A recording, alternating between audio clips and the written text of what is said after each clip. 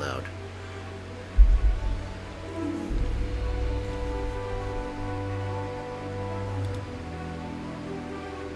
Where am I? There I am. Man, that music is...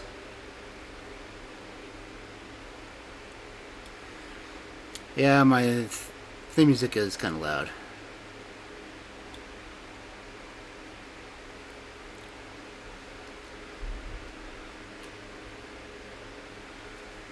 Ooh, well, can almost be my fan. It's not that bad.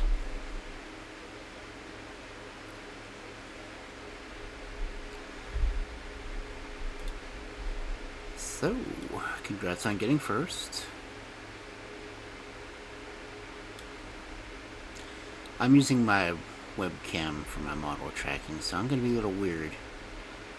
But since my phone is acting up, I kind of got to do what I got to do.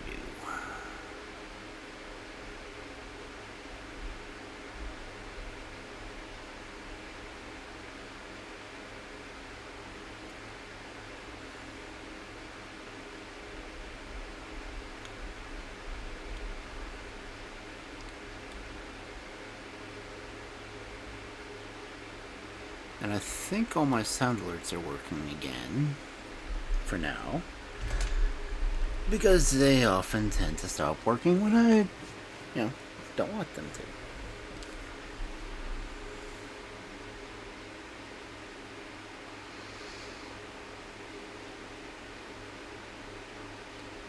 Man, my camera tracking is horrible. I'm gonna see if I can get my phone to work.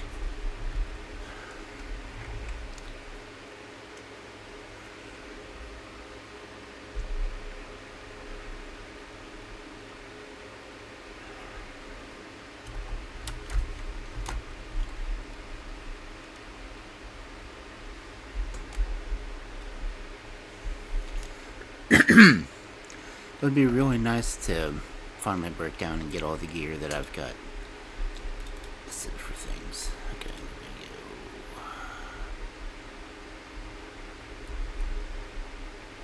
Turn off that camera. Ah, much better. Okay, what's that?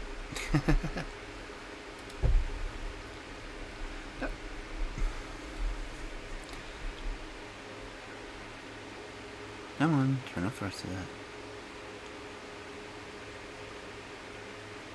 that. Okay. Okay, back to my cell phone's camera, so should make things a little bit easier. Wait, I need to mute my phone because I've had people decide to send me notifications in the middle of a stream. Which, can be a little annoying after a while. Let's see. Oh, I got the hardware set up. Let's see.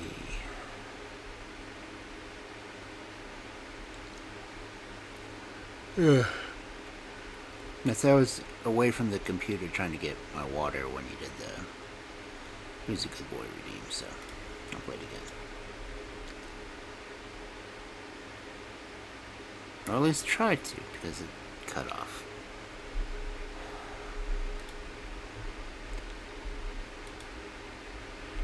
Why do all these just have it against me?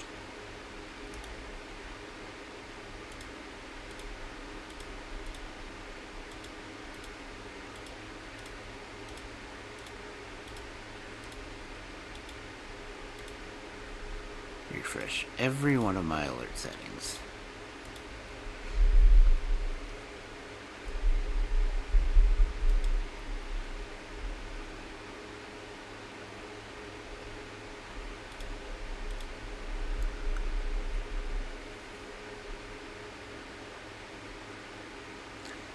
Okay, well, that jump scared me. But anyway, I haven't updated my... Okay, that's playing. Is the other one gonna work?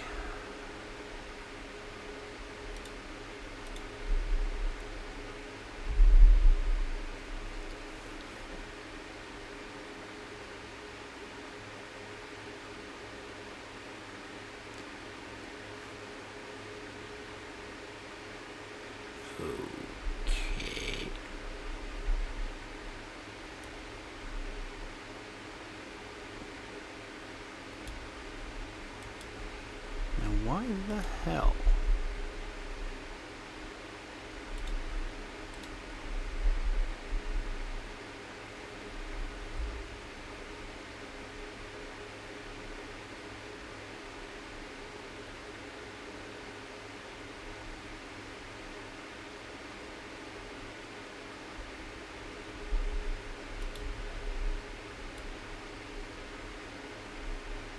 That is so weird. When I do the redeem through Stream Element, well, through OBS, it works. When I do it through Twitch, it doesn't.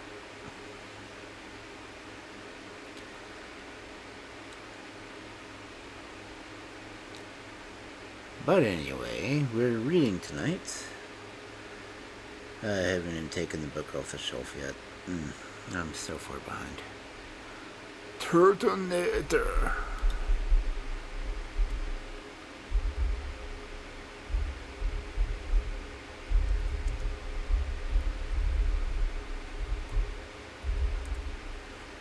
What?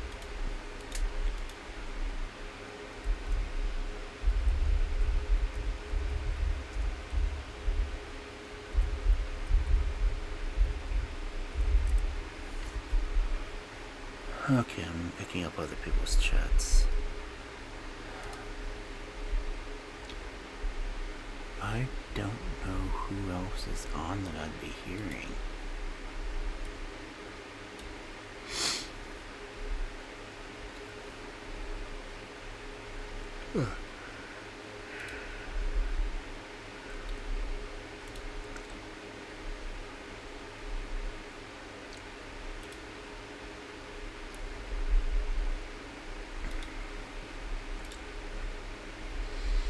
Da da da da da da.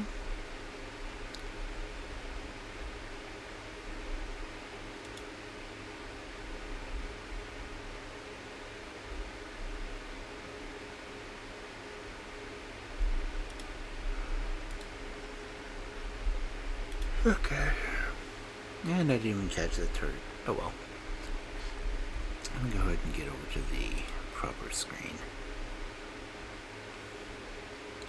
I often wonder what it would be like to have a proper introduction and everything else for a stream. You know, like Matsu, he comes on, does a full introduction. Baffy does a full introduction, both coming in and leaving. I just don't think about writing taglines. I've kind of left the script writing behind in favor of writing books. Which is strange, because I used to do script writing format all the time. And called it roleplay.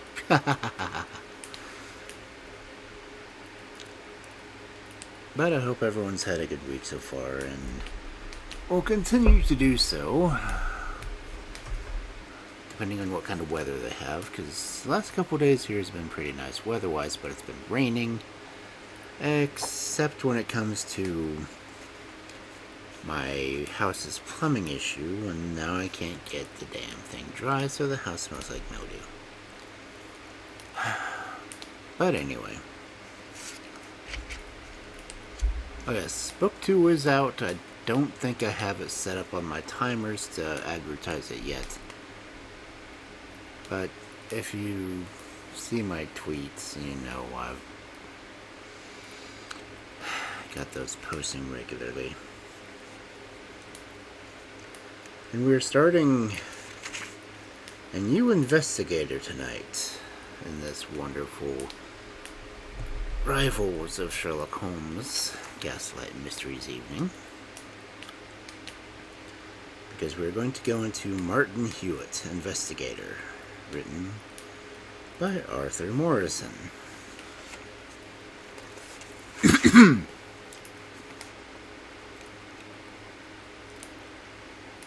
Martin Hewitt, Investigator, by Arthur Morrison. 2. The Loss of Sammy Crockett. It was, of course, always a part of Martin Hewitt's business to be thoroughly at home among any and every class of people, and to be interest himself intelligently, or to appear to do so in their various pursuits. in one of the most important cases ever placed in his hands. He could have gone but a short way toward success had he not displayed some knowledge of the more sordid aspects of professional sports, and a great interest in their undertakings of a certain dealer within.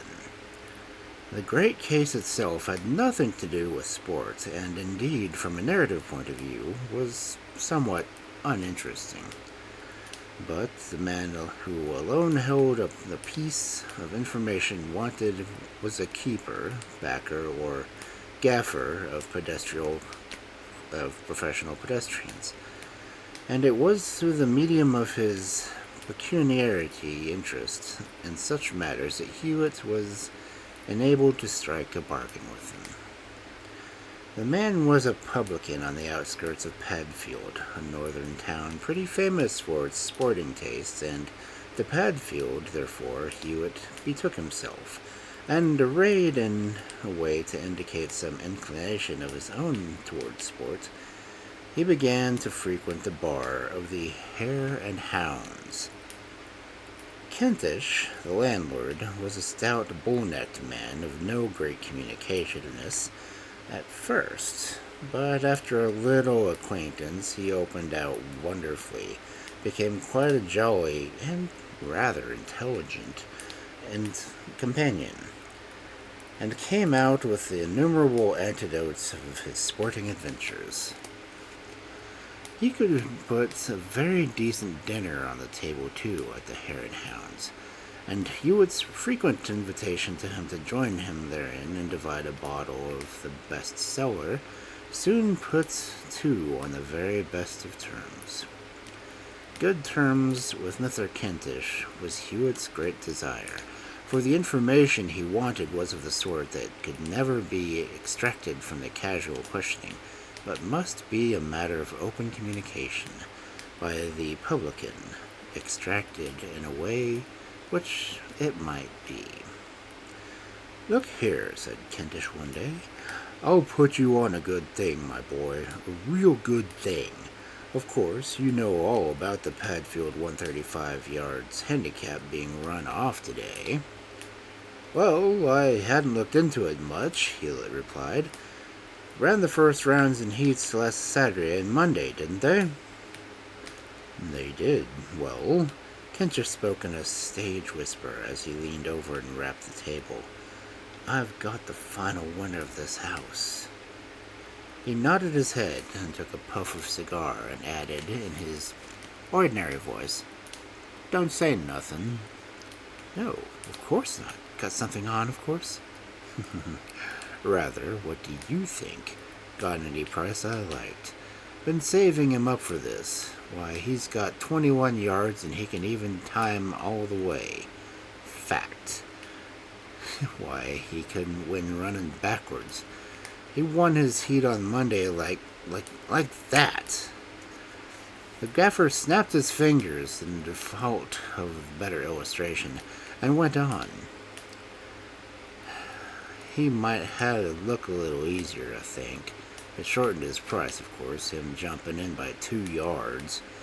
But you can get decent odds now if you go right about it. You take my tip. Back him for a second heat on Saturday, in the second round, and for the final. You'll get a good price for the final, if you pop it down once. But don't go making a song of it, will you know? I'm giving you a tip I wouldn't give anybody else." "Thanks very much. It's awfully kind of you. I'll do what you advise, but isn't there a dark horse anywhere else?" "No dark horse to me, my boy. Not dark to me. I know every man running like a book.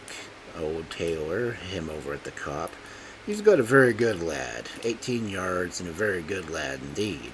And he's a trier this time, I know. But bless you, my lad could give him 10 instead of taking 3 and beat him then. When I'm running a real trier, I'm generally running something near a winner.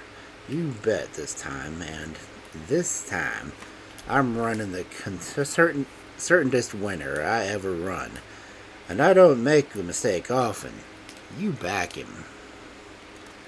"I shall, if you're as sure as that, but who is he?" "Oh, Crockett's his name. Sammy Crockett.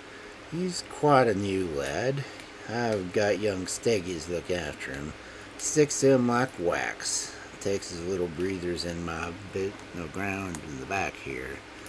I got a cinder sprint path there and over behind the trees. I don't let him out of sight much, I can tell you. He's a straight lad. He knows it'll be worth his while to stick to me, but there's some would poison him, and I thought he'd spoil their books." Soon afterward, the two strolled towards the tap room.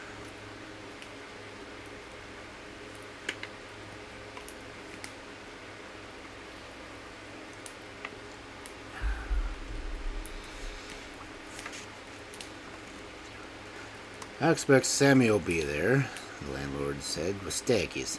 I don't hide him too much. They'd think I got something extra on if I did."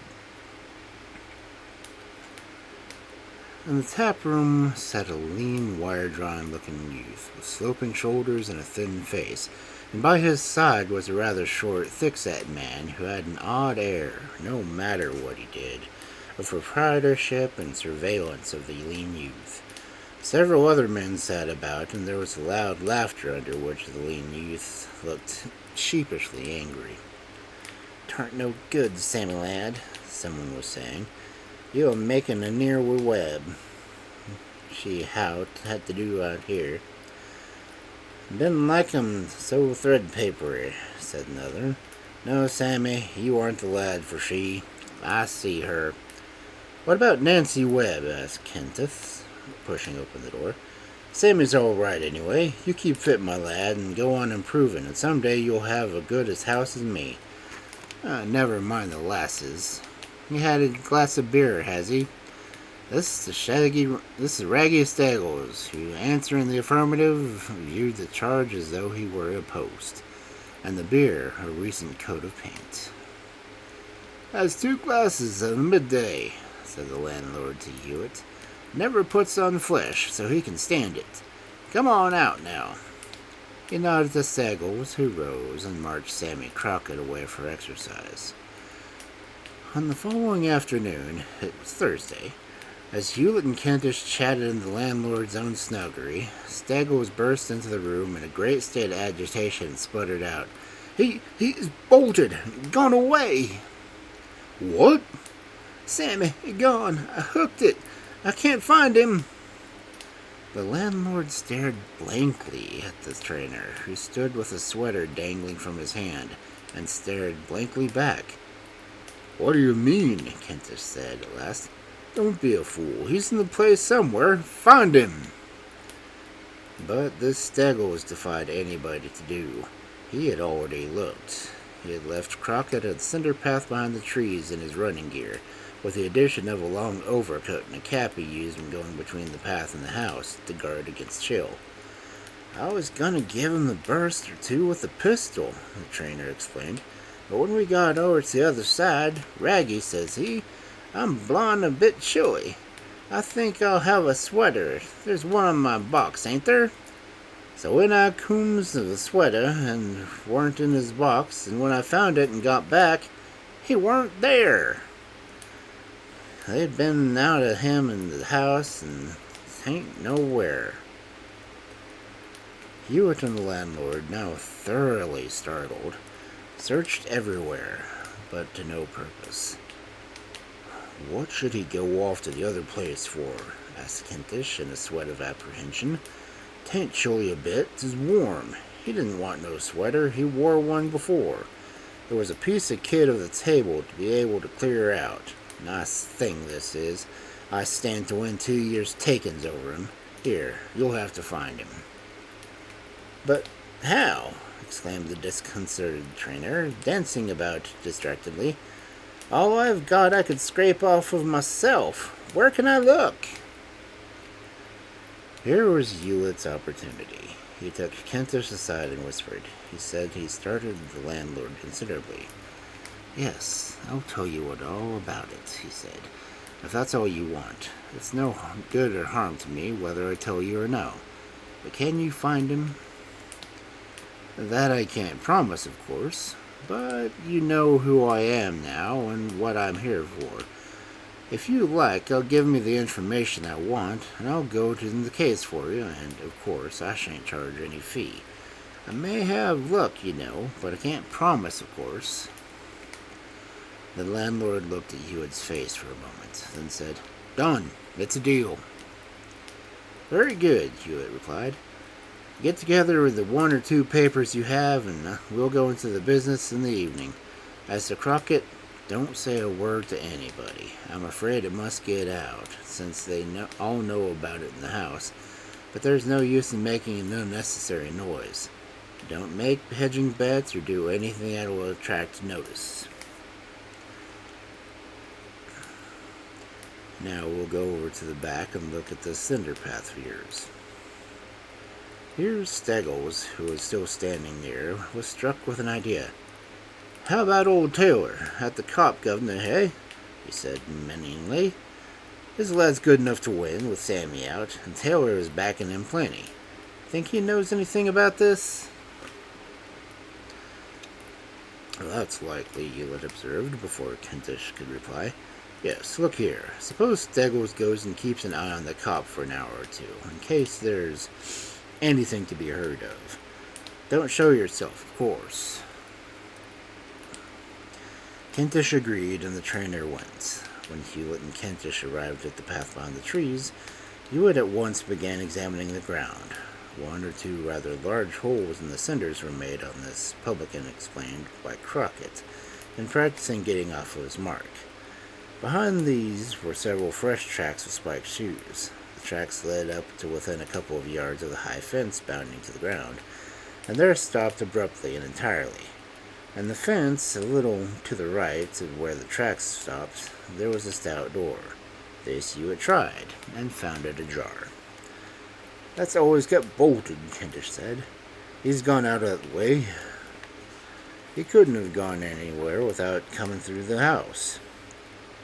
But he isn't in the habit of making a 3 yards long step, is he? Hewitt asked, pointing at the last footmark, and then at the door, which is quite the distance away. Besides, he added, opening the door, there's no footprint here nor the outside door. The door opened to a lane, with another fence and a thick plantation of trees on the other side. Kentish looked at the footmarks, then at the door, then down the lane, and finally back towards the house. That's a licker, he said. This is a quiet sort of lane, was Hewitt's next remark. No houses in sight. Where does it lead? Oh, that way goes to Old Kilns, disused, and this way down to turning off Padfield and Catton Road. Hewitt returned to the cinder path again and once more examined the footmarks. The traces back to the grass towards the house. Certainly, he said. He hasn't gone back to the house. Here's a double line of tracks side by side from the house. Steggles' ordinary boots with the iron tips and Crockett's running pumps. Thus, they came out. Here's Steggles' tracks in the opposite direction alone, made when he went back for the sweater. Crockett remained, you see, and the various prints in those loose cinders at the end of the path where he moved away in that, and then 2 or 3 paces toward the fence, not directly towards the door, you notice, and there they stopped dead. And then there were no more, either back or forward. Now, if he had wings, I should be tempted to the opinion that he flew straight away into the air from that spot, unless the earth swallowed him and closed again without leaving a wrinkle on its face. Kentish stared gloomily at the tracks and said nothing. However, Hewitt resumed, I think I'll take a little walk now and think it over. You go into the house and show yourself at the bar. If anybody wants to know how Crockett is, he's pretty well, thank you. By the way, can you get to the cop and the place of Taylor's and by this back lane? Oh, yes, down at the end of the leading to Catton Trail, turn to the left and the first right. Anyone will show you the cop, and Kentish shut the door behind the detective, who straightaway walked toward the old kilns. In a little more than an hour he was back. It was now becoming dusk, and the landlord looked out papers from a box near the side window at his snuggery, for the sake of a little extra light. "I've got these papers together for you," he said, as he entered. "Any news?" "Nothing very great. Here's a bit of handwriting I want you to recognize, if you can. Get a light." Kentish lit a lamp, and Hewitt laid upon the paper table half a dozen small pieces of torn paper, evidently fragments of a letter which had been torn up, here reproduced in a facsimile. The landlord turned the scraps over and regarding them dubiously. "There aren't much to recognize, anyhow. I don't know the writing. Where did you find them?" "They were lying in the lane at the back, a little way down. Plainly there are pieces of a note addressed to someone called Sammy, or something like it. See the first piece with its MMY? That is clearly from the beginning of the note, because there are no smooth line in between it, and the smooth straight edge of the paper above. Also, nothing follows on the same line. Someone writes to Crockett, presuming it to be a letter addressed to him, as I do for other reasons, as Sammy. But it is a pity that there are no more pieces of the letter to be found than these pieces, except the person who tore it up to put the rest in his pocket and dropped these by accident." Kentish, who had been picking up and examining each piece in turn, now dolorously broke out.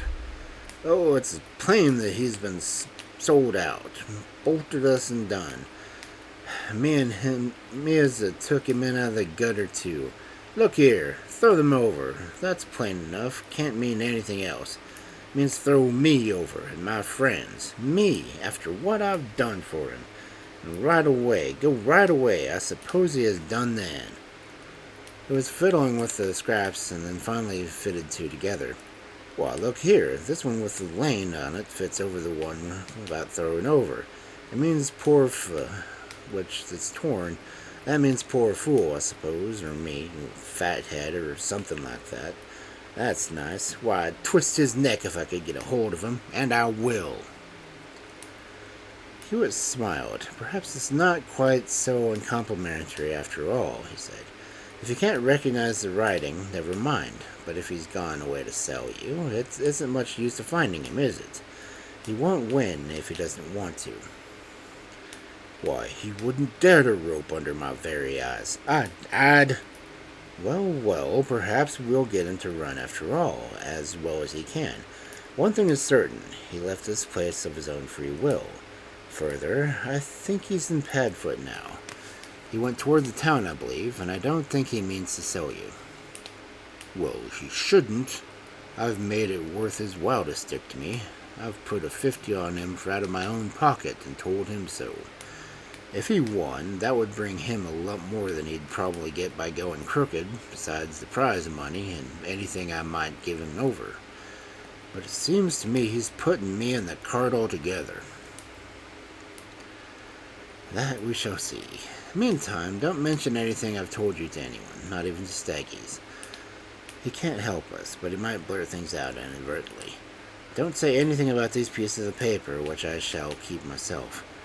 By the by, Steggles is indoors, isn't he? Very well, keep him in. Don't let him be seen hunting about out there. I'll stay here tonight, and we'll proceed with Crockett's business in the morning. And now, we'll settle my business, please." "Hey, Taka. Welcome in." In the morning, Hewitt took his breakfast in the snuggery, carefully listening to any conversation that might take place at the bar.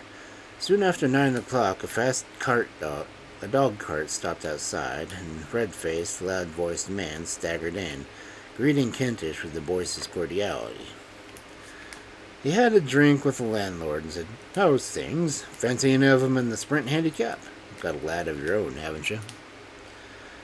"Oh, yes," Kentish replied. "Crockett. Only a young'un. Got none of his proper mark yet, I reckon. I think old Taylor's got number 1 this time." "Capital lad," the other said, with a confidential nod. "Shouldn't wonder at all. What do you want anything over it?" No, I don't think so. I'm not on at present. Might have a little flutter on the grounds just for fun. Nothing else. There are a few more casual remarks, and then the red-faced man drove away. "Who is that?" asked Hewitt, who had watched the visitor through the snuggery window. "That's Danby, bookmaker. Cute chap. He's been told Crockett's missing, and I'll bet anything he came here to pump me. No good, though. As a matter of fact, I've worked Sammy Crockett into his books for about half it. I'm in for altogether, through third parties, of course."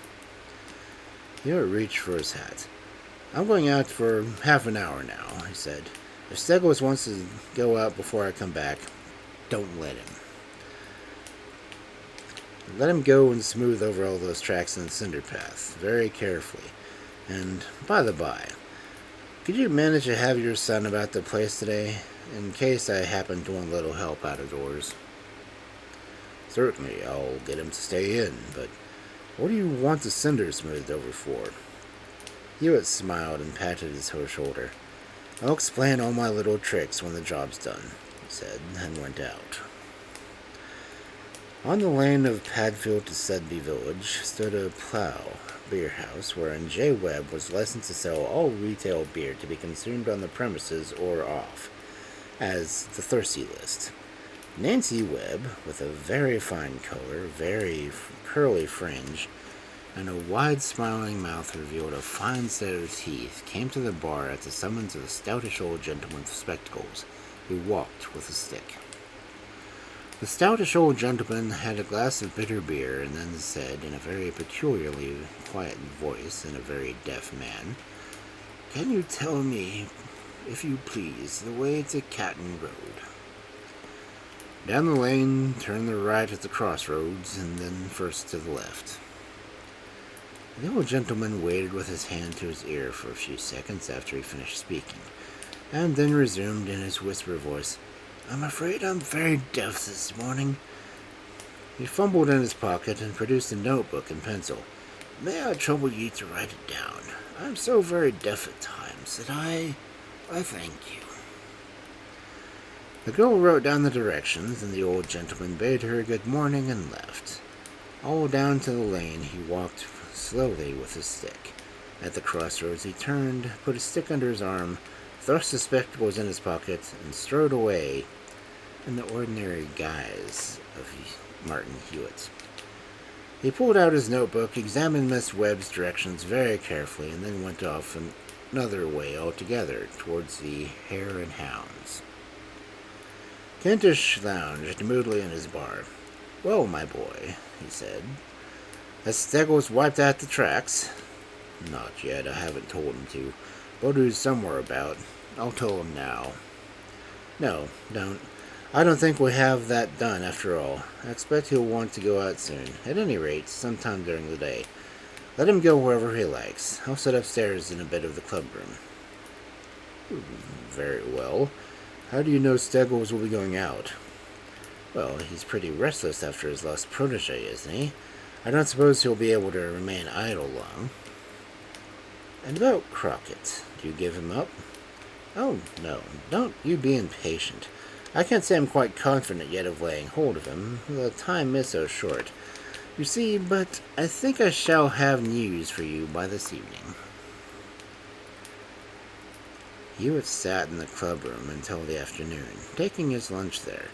At length he saw, through the front window, Raggy Steggle was walking down the road. In an instant Hewitt was downstairs and at the door. The road bent 80 yards away, and as soon as Steggle was past the bend, the detective hurried after him. All the way to Padfield town, and the more than half through it, Hewitt dogged the trainer. And then Steggle stopped by a corner and gave a small note to a boy who was playing near. The boy ran with the note to a bright, well-kept house at the opposite corner. Martin Hewitt was interested to observe the legend, H. Danby, contractor, on the board of the gate, the side wall of the garden beside the house. In 5 minutes the door in the side gate opened, and the head and shoulders of a red-faced man emerged. Steggles immediately hurried across and disappeared through the gate. This was both interesting and instructive. Hewitt took up a position in the side street and waited. In 10 minutes, the trainer reappeared and hurried off in the way he had come, along the streets Hewitt had considerably left clear for him. Then Hewitt strolled to the smart house and took a good look at it. At one corner of the small piece of forecourt garden, near the rail, was a small, mosaic-covered, glass-fronted notice board stood on 2 posts. On its top edge appeared the words, H. Danby, houses to be sold or let. But the only notice pinned to the green baize within was an old and dusty one, inviting tenants for 3 shops, which were suitable for any business and which would be fitted to suit tenants. Apply within. Hewitt pushed open the front gate and rang the doorbell. There are some shops to let us see, he said when the maid appeared. I would like to see them. Will you let me have the key? Master's out, sir. You can't see the shops till Monday. Dear me, that's unfortunate. I'm afraid I can't wait until Monday. Didn't Mr. Danby leave any instructions in case anybody should inquire? Yes, sir, as I've told you. He said anybody who called about them must come again on Monday. Oh, very well then. I suppose I must try one of the shops in High Street, isn't it? No, sir. They're all in the new part, Granville Road. I'm afraid that will scarcely do, but I'll see. Good day. Martin Hewitt walked away a couple of street lengths before he inquired the way to Granville Road. When at last he found the thoroughfare in a new and muddy suburb, crowded with brick heaps of half-finished streets, and took a slow walk along its entire length. There was a melancholy example of baffled enterprise. A row of a dozen or more shops had been built before the population had arrived to demand goods. Would-be tradesmen had taken many of the shops, and failure and disappointment stared from the windows. Some were half covered with shutters because the scanty stock scarce sufficed to fill the remaining half. Others were shut almost altogether, the inmates only keeping up the door for their own convenience, and perhaps keeping down the shutter for the sake of a little light. Others again had not yet fallen so low, had struggled bravely to maintain a show of business and prosperity, with very little success. Opposite the shops, there still remained a dusty, ill-treated hedge and a forlorn-looking field, which an old board offered on building leases. Altogether, the most depressing spot. There was little difficulty in identifying the 3 shops offered by the lettering of H. Danby. They were all together near the middle of the row, and were the only ones that appeared not yet to be occupied. A dusty to-let bill hung in each window, with written directions to inquire of Mr. H. Danby, or at number 7 now. Number 7 was a melancholy baker's shop, with a stock of 3 loaves and a plate of stale buns. The disappointed baker assured Hewitt that he usually kept the keys of the shops, but that the landlord, Mr. Danby, had taken them away for the day before to see how the ceilings were standing, and had not returned them. But if you was thinking of taking a shop here, the poor baker added with some hesitation, if you'll excuse me advising you, I shouldn't recommend it. I've had a sickener of myself. Hewitt thanked the banker for his advice, wished him better luck in the future, and left. To hare and hounds, his pace was brisk. Come, he said as he met Kent's inquiring glance. This has been a very good day on the whole. I know where our man is now, and I think we can get him by a little management. Where is he? Oh, down in Padfield. As a matter of fact, he's been keeping there against his will, we shall find. I see that your friend, Mr. Danby, is a builder as well as a bookmaker. Not a regular builder. He speculates in a street of new houses now and then, that's all. But is he in it? He's as deep in it as anybody, I think. Now, don't fly into a passion. There are a few others in it as well, and you'll do harm if you don't keep quiet. But Go and get the police. Come and fetch him. If you know where they're keeping him, why... So we will if we can't do it without them. But it's quite possible that we can, and without at all the disturbance, and perhaps delay that calling the police would involve. Consider now, in reference to your own arrangements, wouldn't it pay you better to get him back quickly, without a soul knowing? Perhaps not even Danby himself, until the heat of the run tomorrow. Well, yes, it would, of course. Very well, then. So be it. Remember what I have told you about keeping your mouth shut. Say nothing to Steggles or anybody. Is there a cab or brown your son and I can have for the evening? There's an old hiring landau in the stables. You can shut up into the cab, if that'll do. Excellent. We'll run down to the town and get it as soon as it's ready. But first, what about Crockett? What sort of lad is he? Likely to give them trouble, show fight, make a disturbance? No, I should say not. He's no Pluckton. Certainly. All his manhood's in his legs, I believe. You see, he ain't a big sort of chap at best, and he'd be pretty easy to put upon. At least, I guess so. Very good. So much the better, for then he won't have been damaged, and they will probably only have one man to guard against him. Now, to the carriage. Young Kentish was a 6-foot sergeant of grenadiers, home on furlough and luxuriating in plain clothes. He and Hewitt walked a little way to the town, allowing the landau to catch up. They traveled in without 100 yards of the empty shops and then alighted, bidding the driver wait. I shall show you the 3 empty shops, Hewitt said, as he and the young Kentish walked towards Granville Road. I'm pretty sure that Sammy Crockett is in one of them, and I'm pretty sure that is the middle one. Take a look as we go past. When the shops had been slowly passed, Hewitt resumed. Now, did you see anything about the shops that told a tale of any sort? No, Sergeant Kentish said. I can't say I noticed anything beyond the fact that they were empty, and likely to stay so, I should think. We'll stroll back and look in at the windows, if nobody's watching us, he said. You see, it's reasonable to suppose that they've put him in the middle one because that would suit their purpose best. The shops at each side of the 3 are occupied, and if the prisoner struggled or shouted or made an uproar, he might be heard if one were in the shops and next to those inhabited. So the middle shop is the most likely. Now see there, he went on as they stopped before the window of the shop for question. Over at the back, there's a staircase not yet partitioned off.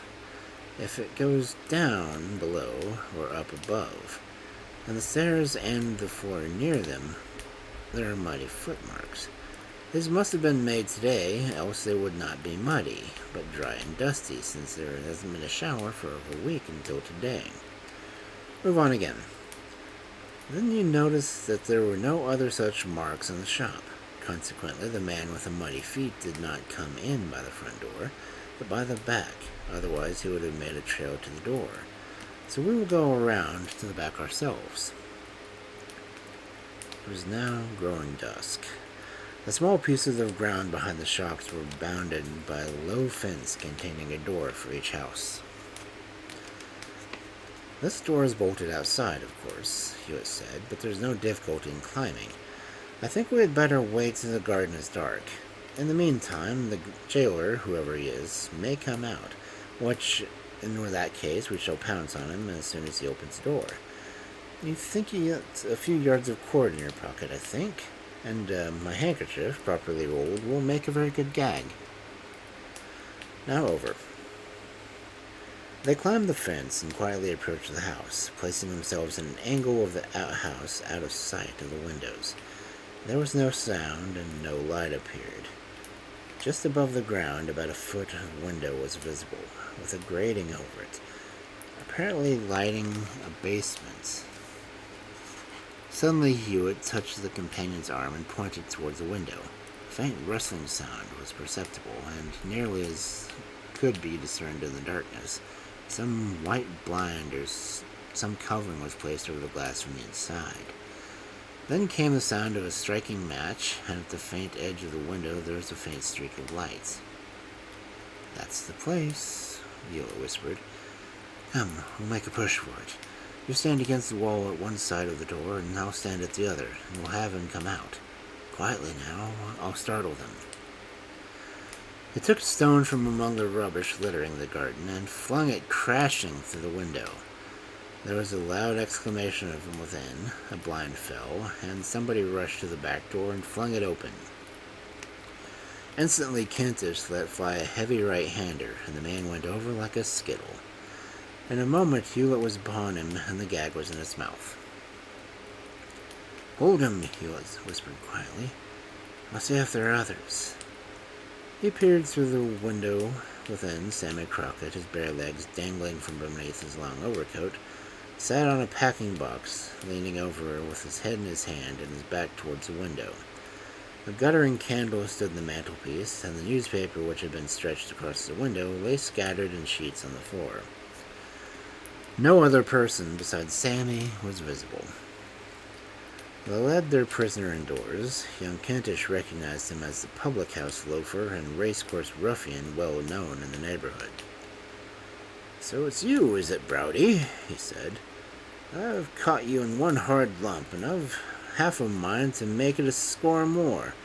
But you'll get it pretty warm one way or the other, before this job's forgotten." Sammy Crockett was overjoyed at his rescue, and had not been ill-treated, he explained, but he had been thoroughly cowed by Browdy, who had from time to time threatened him savagely with an iron bar, by way of persuading him to quietness and submission. He had been fed, and been taken no worse for harm than stiffness in his adventure, due to the light under-attire and jersey and knit shorts. Sergeant Kentish tied Browdy's elbows firmly together from behind, and carried the line round the ankles, bracing it all up tight. Then he ran a knot from one wrist to the other, over the back of the neck, and left the prisoner trussed and helpless on a heap of straw that had been Sammy's bed. "You won't be very jolly, I expect," Kentish said. "For some time you can't shout and you can't walk, and I know you can't untie yourself. You'll get a bit hungry too, perhaps, but that'll give you an appetite. I don't suppose you'll be disturbed for some time tomorrow, unless our friend Danby turns up in the meantime, but you can come along to jail instead, if you prefer it." They left him where he lay, and Sammy took to the old landau. Sammy walked in slippers, carrying a spiked shoes hanging by the lace in his hand. "Ah," said Hewitt, "I think I know the name of the young lady who gave you those slippers." Crockett looked ashamed and indignant. "Yes," he said. "They've done me nicely between 'em, but I'll pay her. Hush, hush," Hewitt said. "You mustn't talk unkindly of a lady, you know. Get into the carriage and we'll take you home. We'll see if I can tell you of your adventures without making a mistake. First, you had a note from Miss Webb telling you that you were mistaken in supposing that she had slighted you, and that a matter of fact she was quite done with someone else, left him, of whom you were jealous. Isn't that so?" "Well, yes," Crockett answered, blushing deeply under the carriage lamp. "But I don't see how you come to know that." Then she went on to ask you to get rid of Steggles on Thursday afternoon for a few minutes and speak to her at the lane. Now, your running shoes, with their thin soles almost like paper, no heels and long spikes, hurt your feet terribly when you walk on hard ground, don't they?" They do that enough to cripple you. I'd never go on much hard ground with them." "They're not cricket shoes, I see." "Not a bit. Cricket shoes you can walk anywhere in." "Well, she knew this. I think I know who told her. And she promised to bring you a new pair of slippers and throw them to you over the fence for you to come out." "I suppose she's been telling you all this?" Crockett said mournfully. "Goodness, in the letter, I saw her tear it up and put bits in her pocket. She asked me for it in the lane, in case Steggles saw it." Well, at any rate, you sent Staggles away, and the slippers did come over, and you went to the lane. You walked with her as far as the end of the road, and then you were seized and gagged and put into a carriage. That was Brody did that, said Crockett. Another chap I don't know, but why, this is Padfield High Street. He looked through the window and regarding familiar shops with astonishment.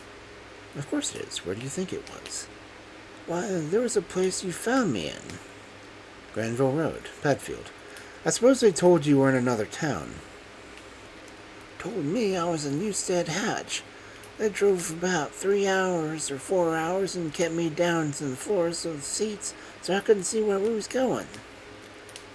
Done for 2 reasons. First, to mystify you and to prevent any discovery of the people directing the conspiracy, and second, to be able to put you indoors at night and unobserved. Well, I think I've told you all you know yourself. Now, as far as the carriage. But there's Hare and Hounds just in front. We'll pull up here, and I'll get out and see if the coast is clear.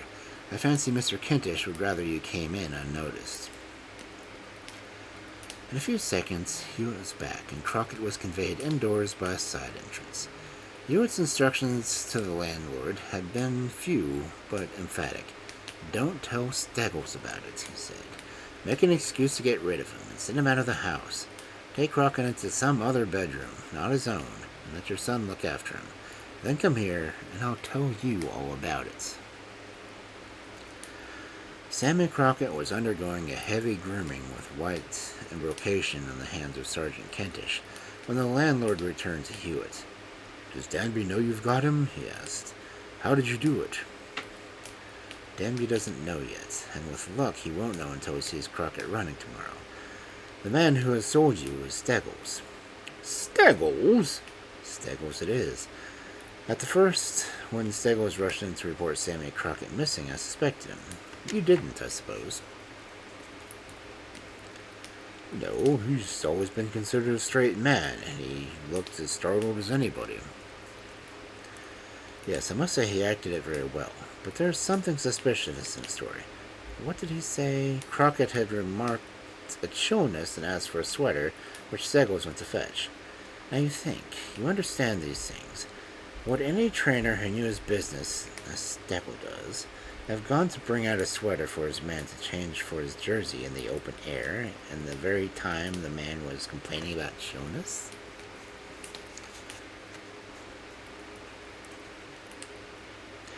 Of course not. He would have taken this man indoors again and let him change there under shelter.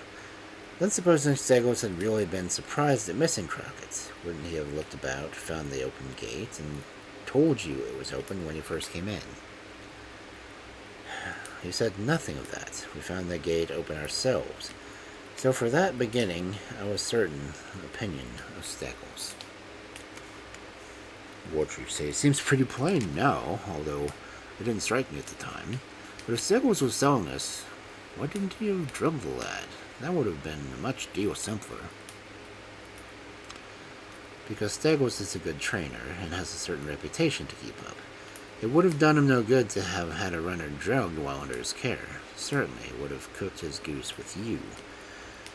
It was much safer to connive the kidnapping. Put all that in the active work into the hands and left him safe, even if the trick failed.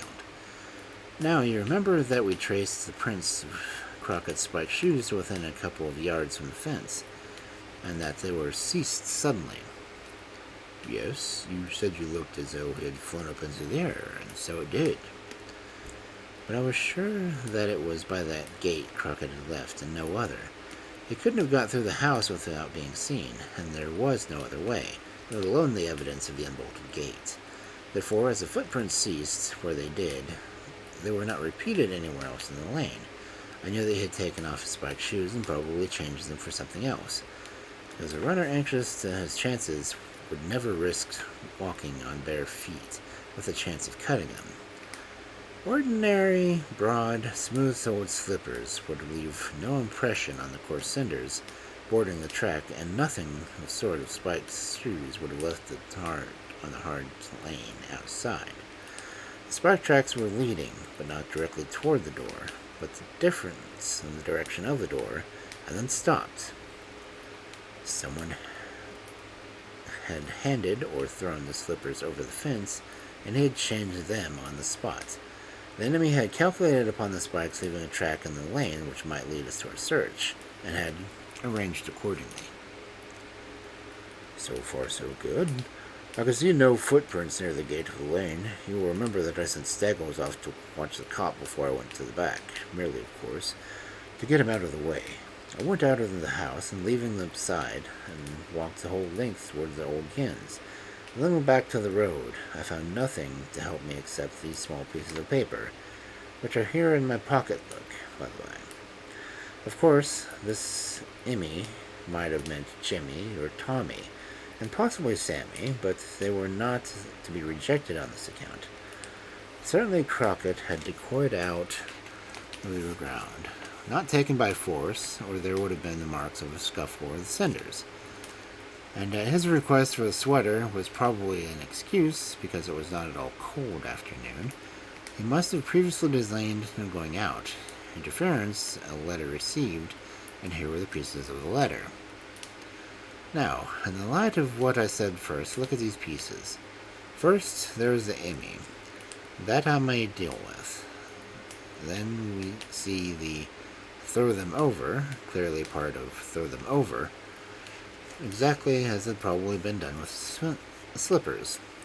Then poor F, coming just in the line before, and seen by joining up with the other pieces, might easily have been referenced to poor feet.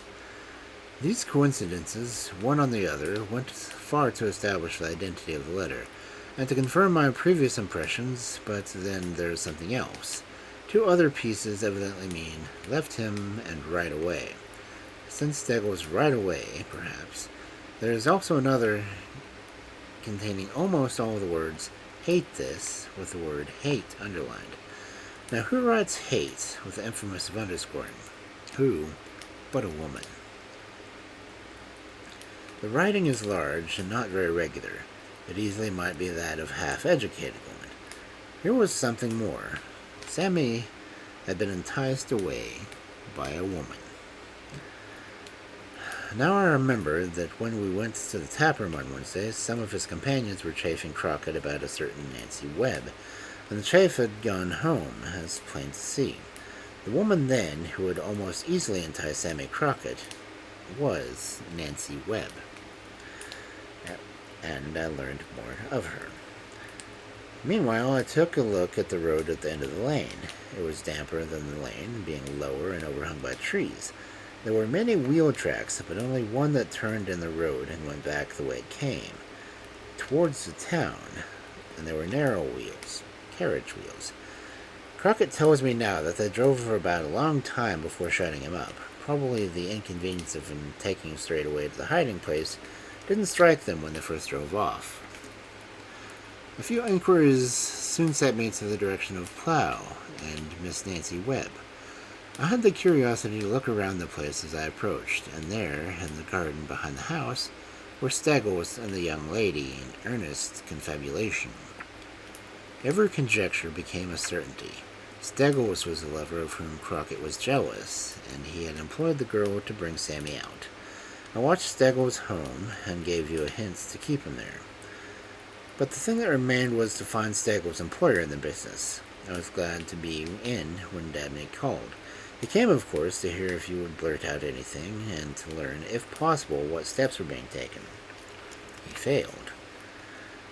By the way of making assurance doubly sure, I took a short walk this morning in the character of the deaf gentleman, and got Miss Webb to write me directions that comprised 3 of the words in the scraps of paper: left, right, and lane.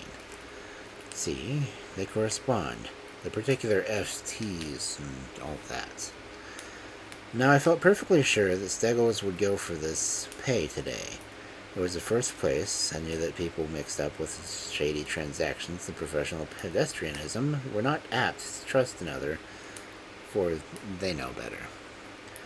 Therefore, Steggles wouldn't have had to bribe first.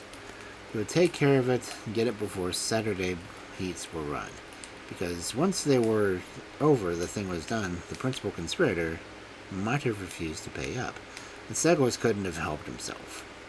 Again, I hinted he should not go out till I could follow him, and I did. I saw him go into Dabney's house by the side way and come out again.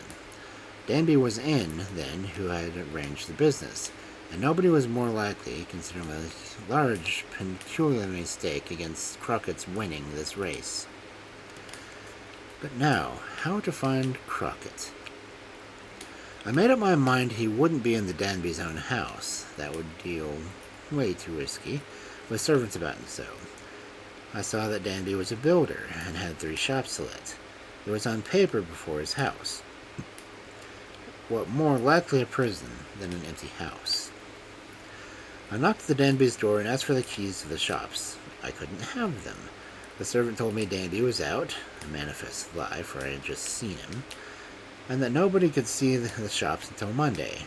But I got out of the address of the shops, and that was all I wanted at the time.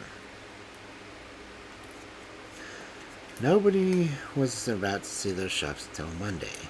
The interval was suspicious.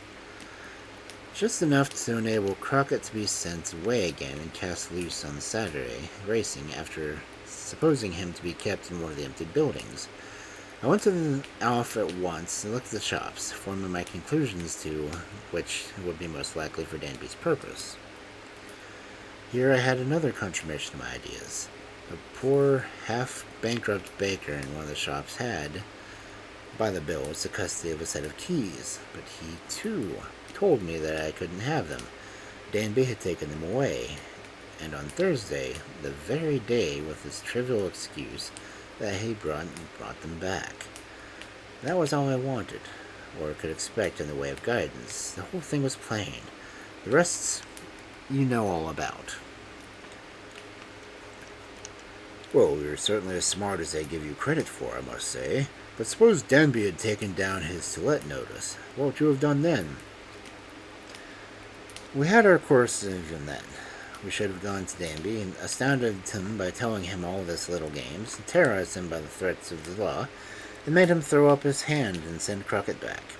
But, as it is, you see, he doesn't know about this moment, probably won't know until tomorrow afternoon, that the lad is safe and sound here. You will probably use this interval to make him pay for losing the game by some of the ingenious financial devices you are no doubt familiar with. Aye, that I will. He'll give any price against Crockett now, so long as the bet doesn't come direct from me.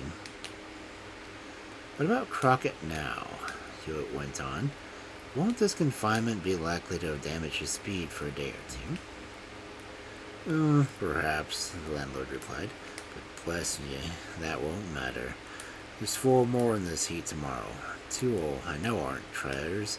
Another 2 I can hold at a couple of quid apiece any day. The 3rd round and final won't be till tomorrow week, and he'll be as fit as ever by then. It's as safe as ever as it was. How much are you going to have on? I'll lump it with you if you're safe enough. This is a chance not to be missed. It's picking up money. Thank you. I don't think I'll have anything to do with it. This professional pedestrian business doesn't seem a pretty one at all. I don't call myself a moralist, but if you'll excuse my saying so, the thing is scarcely the game I care to pick up money in at anyway. Oh, very well. If you think so, I won't persuade you. Though I don't think so much of your smartness as I did. After that, still, we won't quarrel. You've done me a mighty good turn, that I must say. I'd only feel I aren't level without doing something for you to pay the debt. Come now, you've got your trade, and I've got mine. Let me have the bill, or I'll pay it like a lord, and feel a deal more pleased if you made me a favor of it. Not that I'm above a favor, of course, but I prefer paying, and that's a fact. My dear sir, you have paid, Hewitt said with a smile. You paid in advance. It was a bargain, wasn't it? That I should be in your business and you should help me with mine.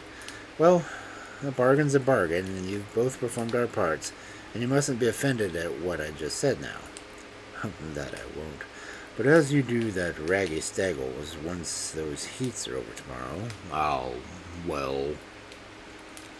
It was on the following Sunday week that Martin Hewitt, in his rooms in London, turned over his paper and read, under the head, Padfield Annual 150 Yards Handicap, this announcement.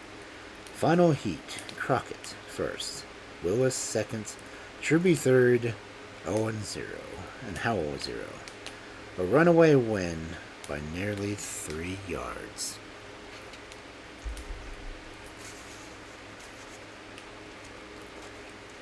Okay, well, that was an interesting story.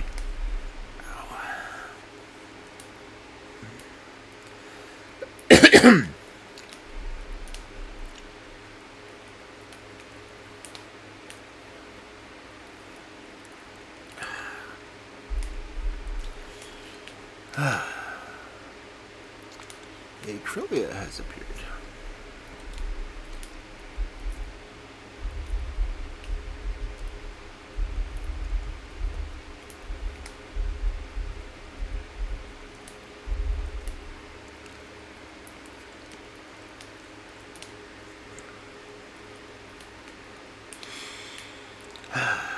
So, what'd you think of that one? Definitely an interesting story to set.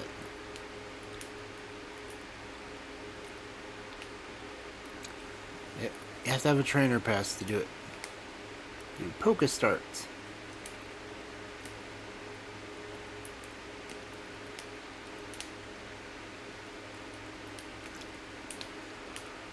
Ugh.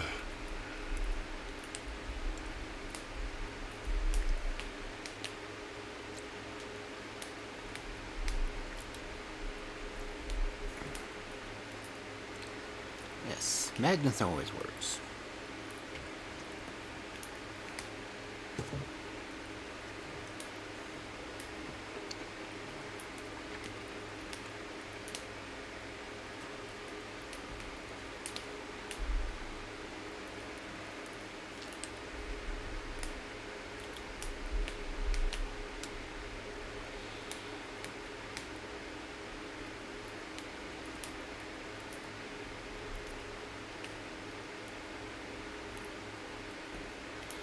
Yay, got it.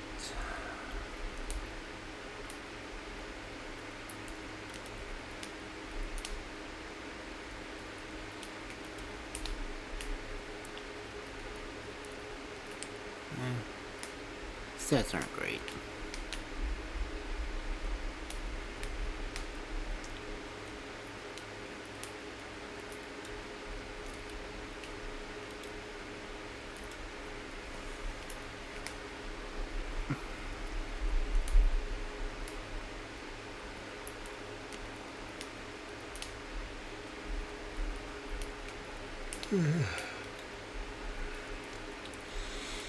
Okay, let's see how long this next story is. I'm gonna try to get through it too.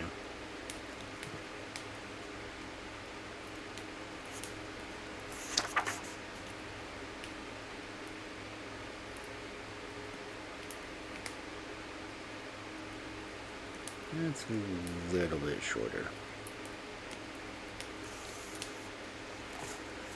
I'll go ahead and get into it. Hydrate again real quick.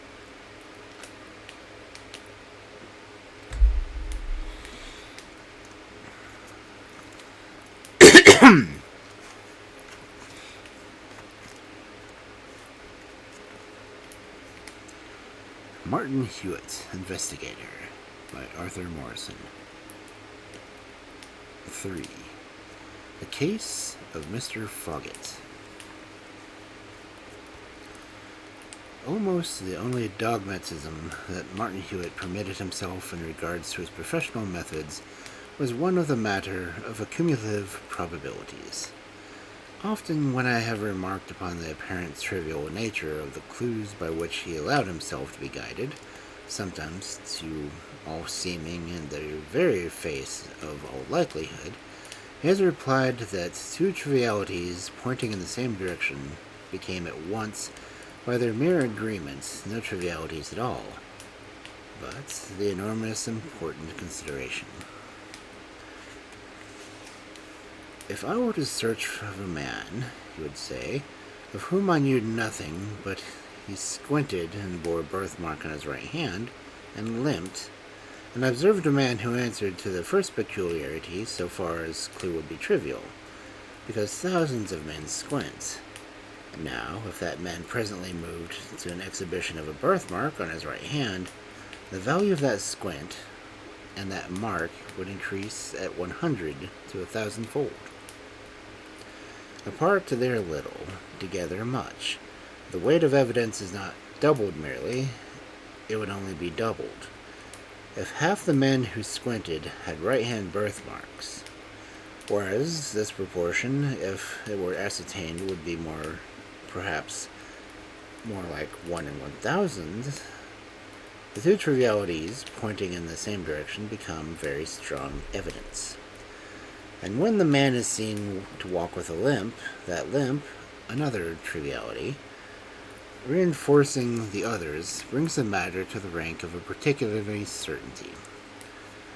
The Bertillon systems of identification, what is but a smart summary of trivialities. Thousands of men are of the same height. Thousands of men are of the same foot. Thousands of the same girth of head. Thousands correspond with any separate measurements you may name. It is when the measurements are taken together that you have your man identified forever. Just consider how few, if any, of your friends correspond to exactly any two personal particularities. Hewitt's dogma received its illustration unexpectedly close at home. The old house wherein my chambers and Hewitt's office were situated contained, beside my own, 2 or 3 more bachelor dens, in addition to the offices on the ground of the first and second floors. At the very top of it all, at the back, a fat middle-aged man named Foggatt occupied a set of 4 rooms. It was only after a long residence, by an accidental remark of the housekeeper's, that I learned the man's name, which is not painted on the door or displayed with all the others on the wall of the ground floor porch. Mr. Foggatt appeared to have few friends, but lived in something as nearly approachable luxury as an old bachelor in chambers can live. An ascending case of champagne was a common phenomenon on the staircase, and I have more than once seen a picture destined for the top floor, of a sort that went far to awaken green consciousness in the heart of a poor journalist. The man himself was not altogether prepossessing. Fat as he was, he had a way of carrying his head forward on his extended neck and gazing widely about with a pair of eyes, the roundest and most prominent eyes I can remember ever having seen, except in a fish. On the whole, his appearance was rather vulgar, rather arrogant, and rather suspicious, without any very pronounced quality of any sort. But certainly he was not pretty.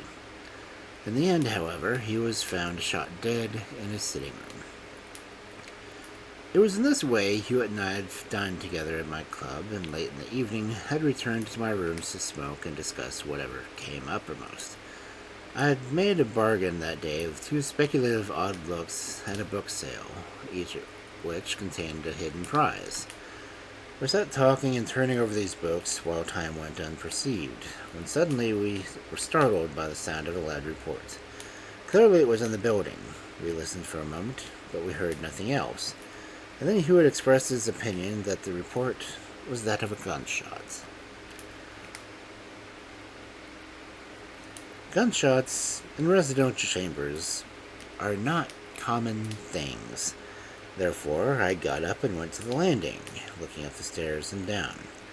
At the top of the next flat, I saw Mrs. Clayton, the housekeeper.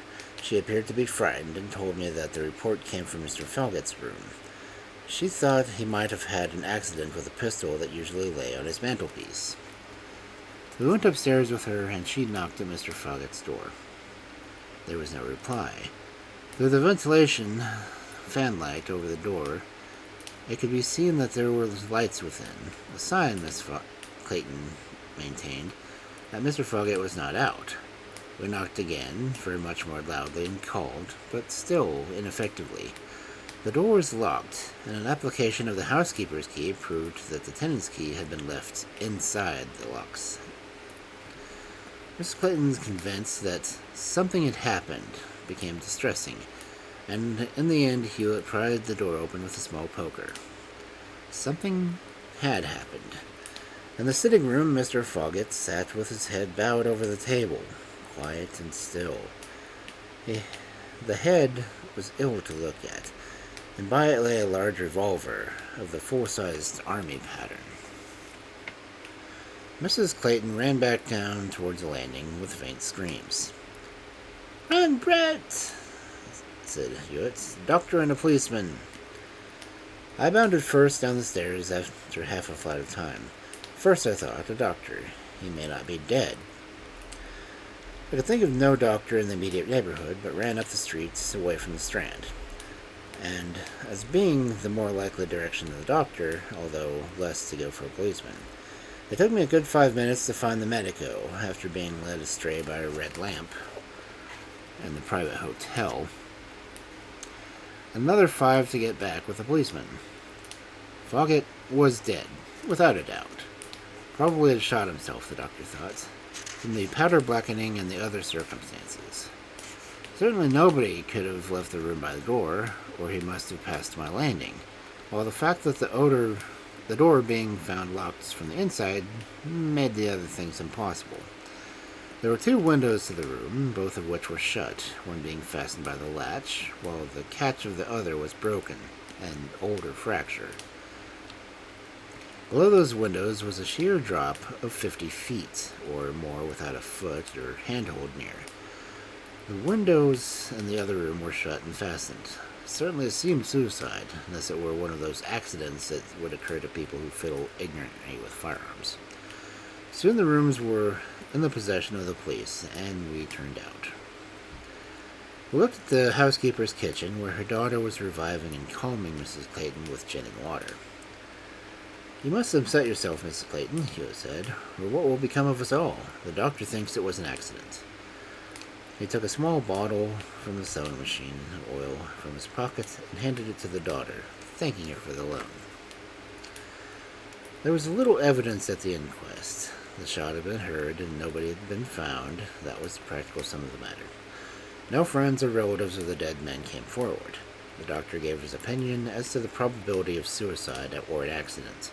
The police evidence tended to the same direction. Nothing had been found to indicate any other person had been near the dead man's rooms on the night of the fatality. On the other hand, his papers, bank book, etc. proved him to be a man of considerable substance, with no apparent motive for suicide. The police had been unable to trace any relatives, or indeed any nearer connections than casual acquaintances, fellow clubmen, and so on. The jury found that Mr. Foggatt had died by accident. "Well, Brett," he asked me afterwards, "what do you think of the verdict?"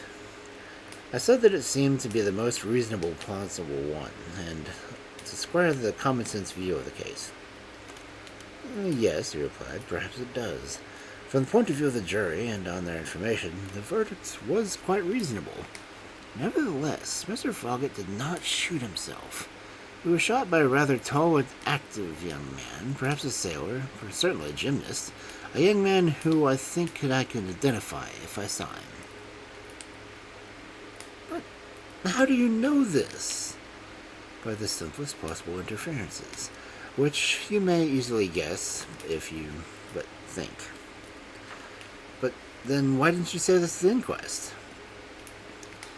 "My dear fellow, they don't want my inferences or conjectures at an inquest. They only want evidence. If I had traced the murder, of course, then I should have communicated with the police. As a matter of fact, it is quite possible that the police have observed and know as much as I do, or more. They don't give everything away at an inquest, you know. It wouldn't do." "But if you were right, how did the man get away?" "Come, we're near home now. Let's take a look at the back of the house. He couldn't have left Mr. Foggatt's landing door, as we know. And he was there, I'm certain of that.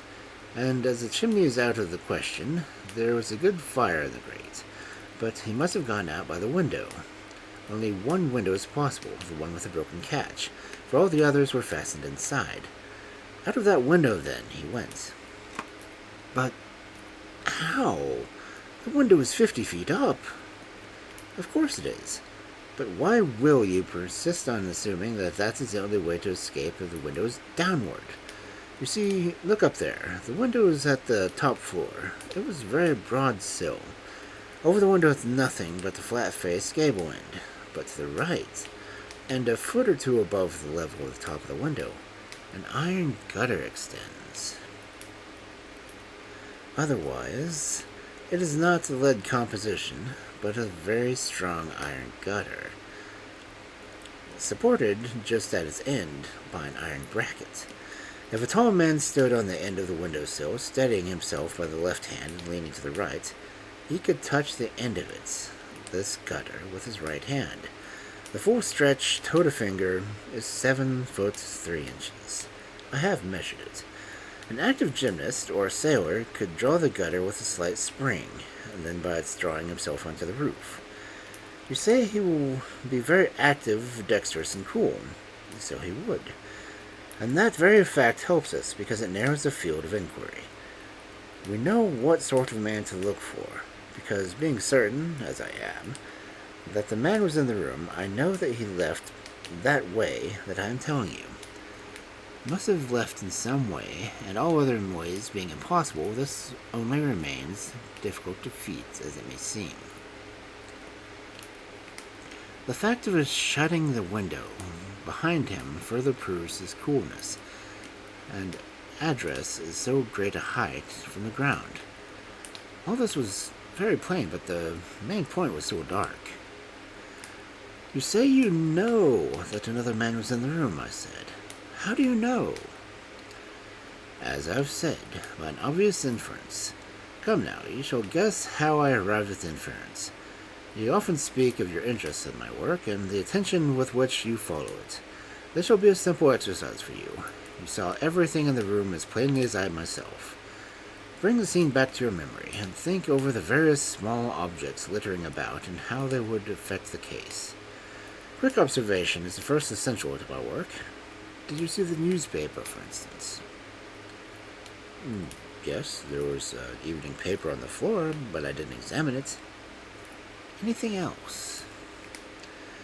On the table there was a whiskey decanter taken from the Tantalus stand on the sideboard and one glass. That, by the by, I added, looked as though only one person were present. So it did. Perhaps all the inference wouldn't be very strong. Go on. There was a fruit stand on the sideboard with a plate beside it, containing a few nutshells, a piece of apple, a pair of nutcrackers, and, I think, some orange peel. There was, of course, all ordinary furniture, but no chair pulled up to the table except that used by Mr. Foggatt himself. That's all I noticed, I think. Say, there was an ashtray on the table, and a partly burned cigar near it. Only one cigar, though. Excellent, excellent. Indeed, as far as the memory's simple observation go, you saw everything plainly, and you remember everything. Surely now you know how I found out the other man had just left. No, I don't. Unless there was a different kind of ash in the ashtray. That is a fairly good suggestion, but there was not. There was only a single ash, corresponding to every way in that cigar. Don't you remember anything that did as we went downstairs? You returned the bottle of oil to the housekeeper's daughter, I think. I did. Doesn't that give you a hint? Come, surely you have it by now. I haven't. Then I shall tell you. You don't deserve it. Think, and don't mention the subject again until you have at least one guess to make. The thing stares you in the face. You see it. You remember it. And yet you won't see it. I won't encourage your slovenliness to my thoughts, my boy, by telling you what you can know for yourself, and if you like. Goodbye. I'm off now. There's a case in hand, and I can't neglect it. Don't you propose to go further into this, then? Hewitt shrugged his shoulders. I'm not a policeman, he said. The case is in very good hands. Of course, if anybody comes to me, I will, as a matter of business, take it up. It's very interesting, but I can't neglect my regular work for it. Naturally, I shall keep my eyes upon it and memory in order. Sometimes these things come into hands by themselves, as it were. In that case, of course, I am a loyal citizen and ready to help the law. Au revoir. I am a busy man myself, and thought little more of Hewitt's conundrum for some time. Indeed, when I did think, I saw no way to answer. A week after the inquest, I took a holiday. I've written my nightly leaders regularly every day the rest of the 5 years, and saw no more of Hewitt for 6 weeks. After I returned, with still a few days of leave left to run, one evening we together turned into the Luzanni's off Coventry Street for dinner. I've been here several times lately, Hewitt said. They feed me very well. No, not that table.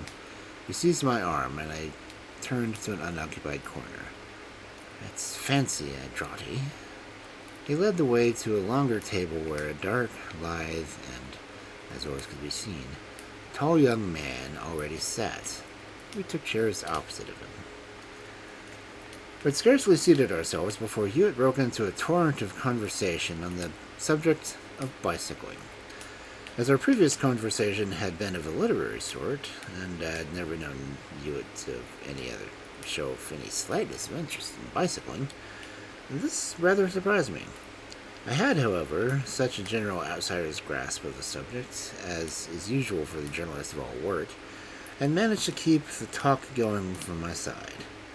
As we went on, I could see the face of the young man opposite brighten with interest. He was a rather fine-looking fellow with a dark, though very clear skin, but had a hard, angry look of the eye, a prominence of the cheekbone, and a squareness of jaw that gave him a rather uninviting aspect. As Hewitt rattled on, however, our neighbor's expression became one of pleasant interest merely.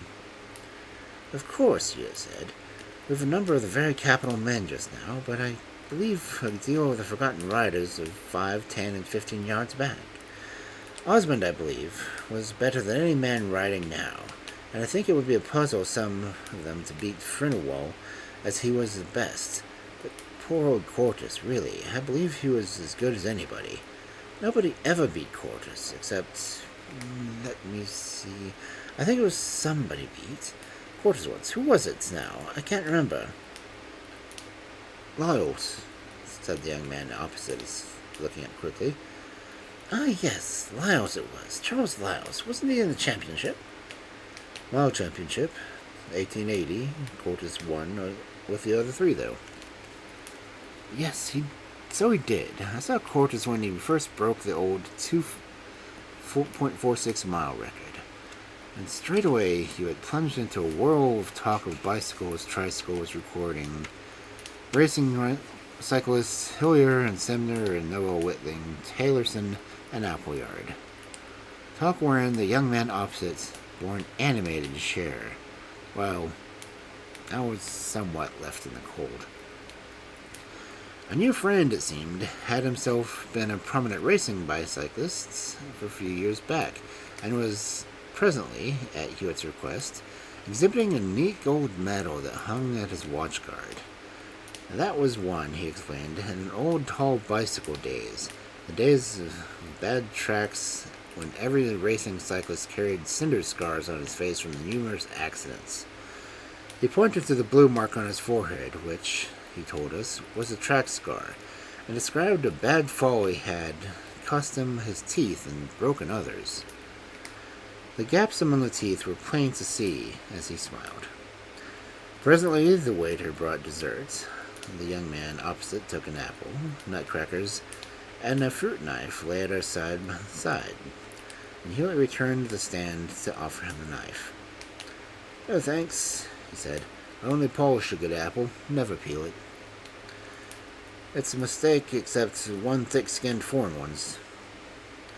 And he began to munch the apple as only a boy or healthy athlete can. Presently he turned his head to order coffee. The waiter's back was turned, and he had been called twice. To my unutterable amazement, Hewitt reached swiftly across the table, snatched the half-eaten apple from the young man's plate, and pocketed it, gazing immediately with an abstracted air at the painted Cupid on the ceiling. Our neighbor turned again, looked doubtfully at his plate and tablecloth about, and then shot a keen glance in the direction of Hewitt.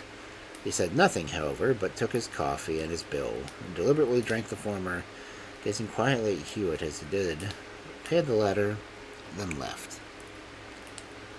Immediately Hewitt was at his feet and taking an umbrella which stood near, and followed.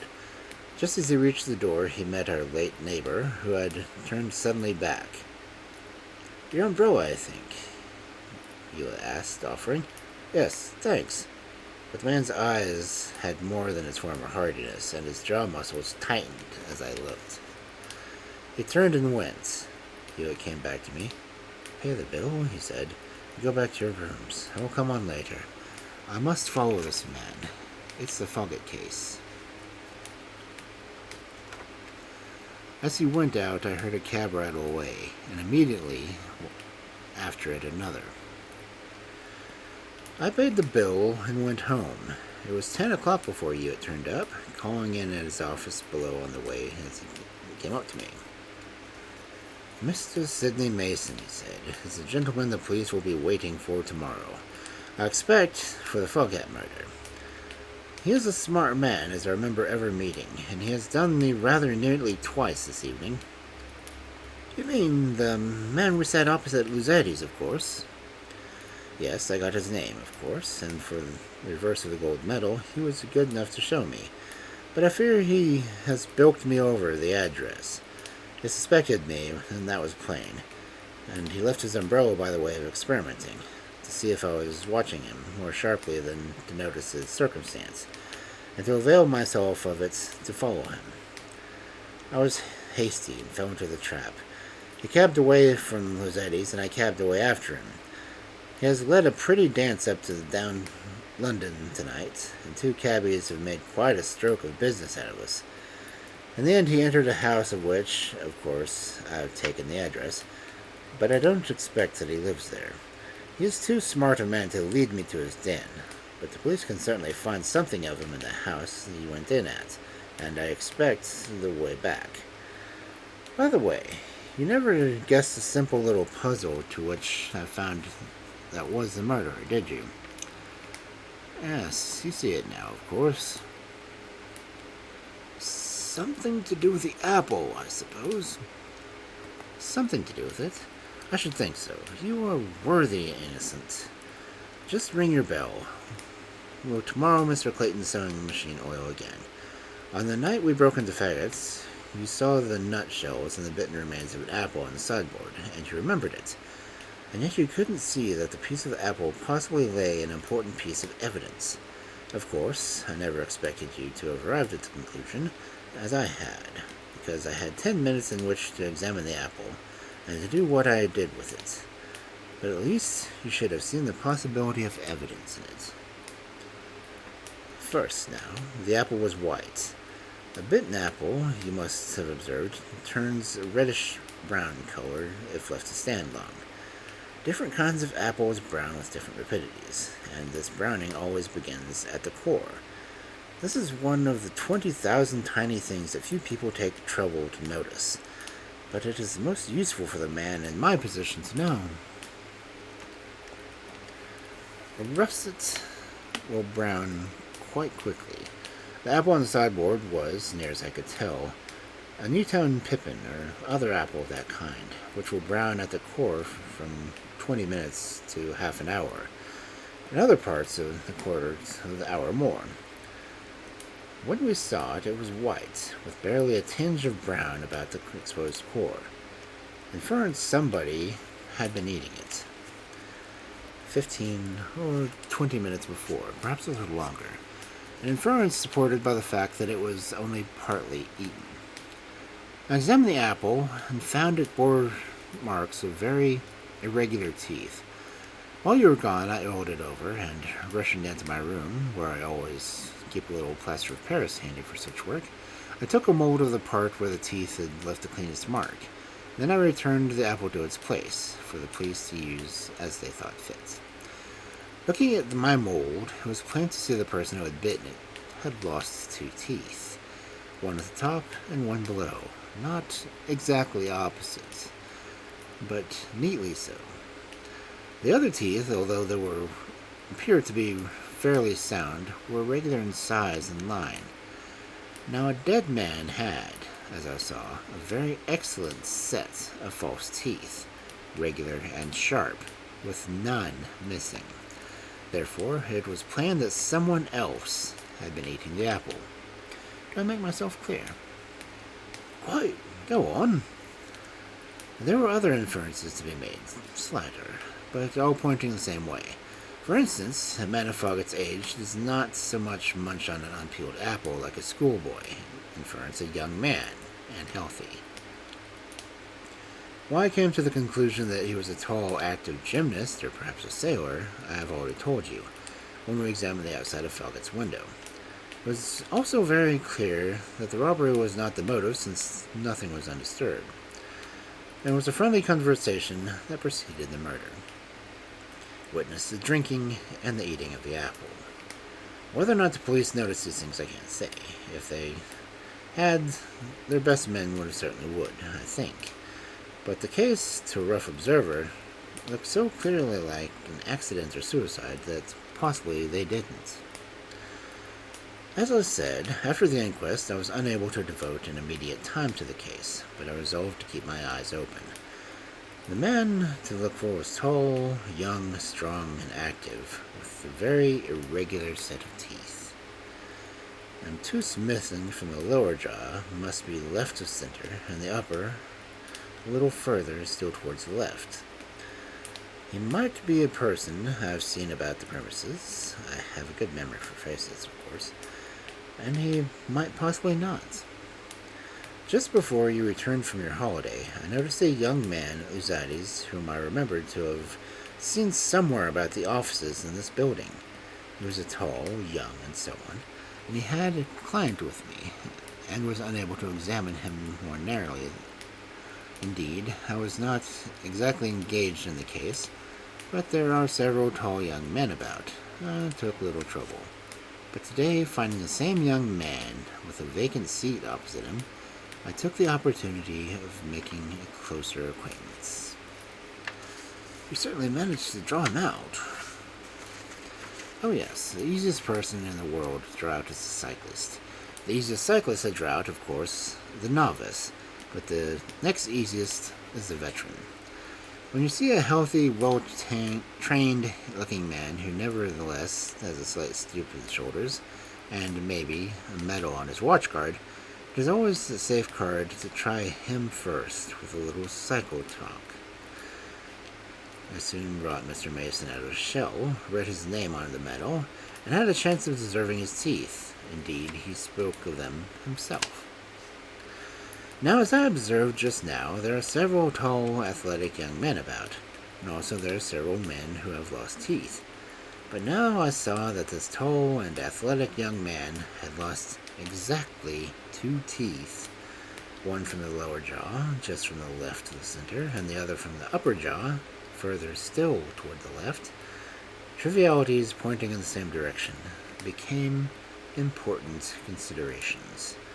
More, his teeth were regularly throughout, and as nearly as I could remember, looked remarkably like the little plaster mold of mine. He produced from his pocket an irregular lump of plaster, about 3 inches long. On one side, this appeared a relief of the likeness of 2 irregular rows of teeth, or 6 or 8, minus 1 in each row, where a deep gap was seen, and the position spoken of by the friend. He proceeded.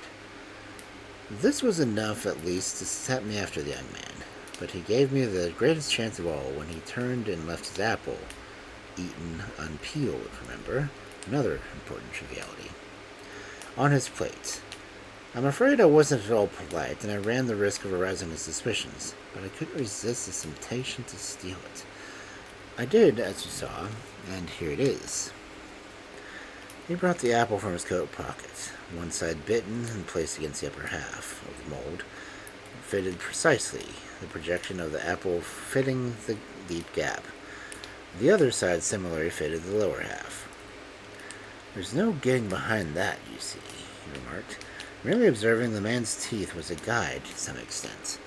This is plain as his signature, or his thumbprint impression. You'll never find two men bite exactly the same, no matter whether they leave distinct teeth marks or not. Here, by the by, is Miss Clayton's oil. We'll take another mold of this apple and compare them." He oiled the apple, heaped a little plaster on the newspaper, and took my water jug and rapidly pulled off a hard mold. The parts corresponding to the merely broken pieces of the apple were, of course, dissimilar.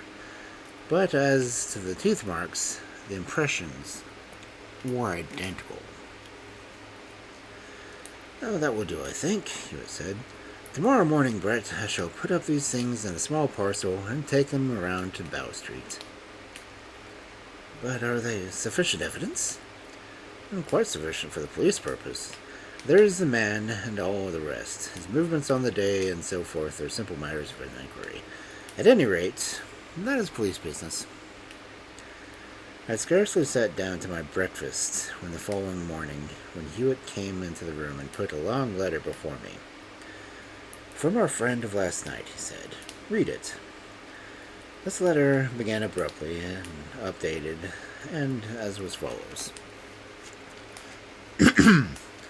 To Martin Hewitt, Esquire. "Sir, I must compliment you on the adroitness you exhibited this evening in extracting of me my name.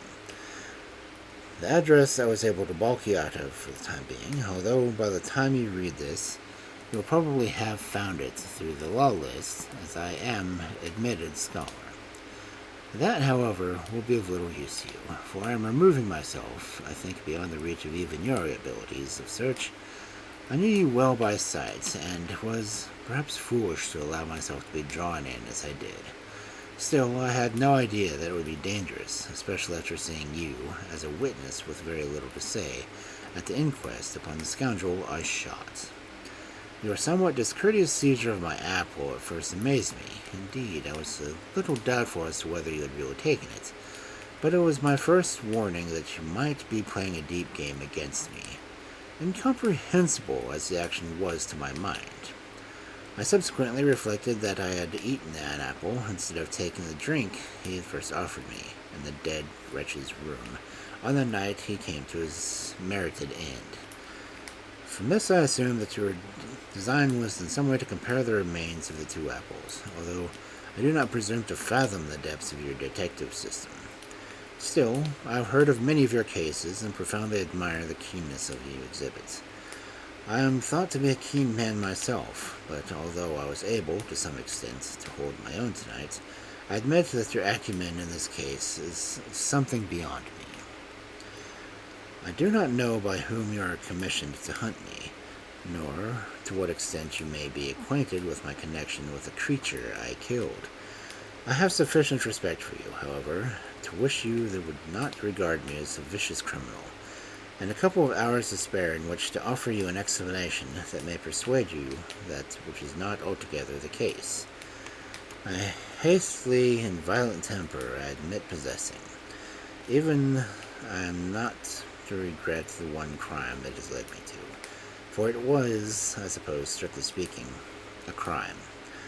For it was the man Foggatt that made a felon of my father before the eyes of the world, and killed him with shame.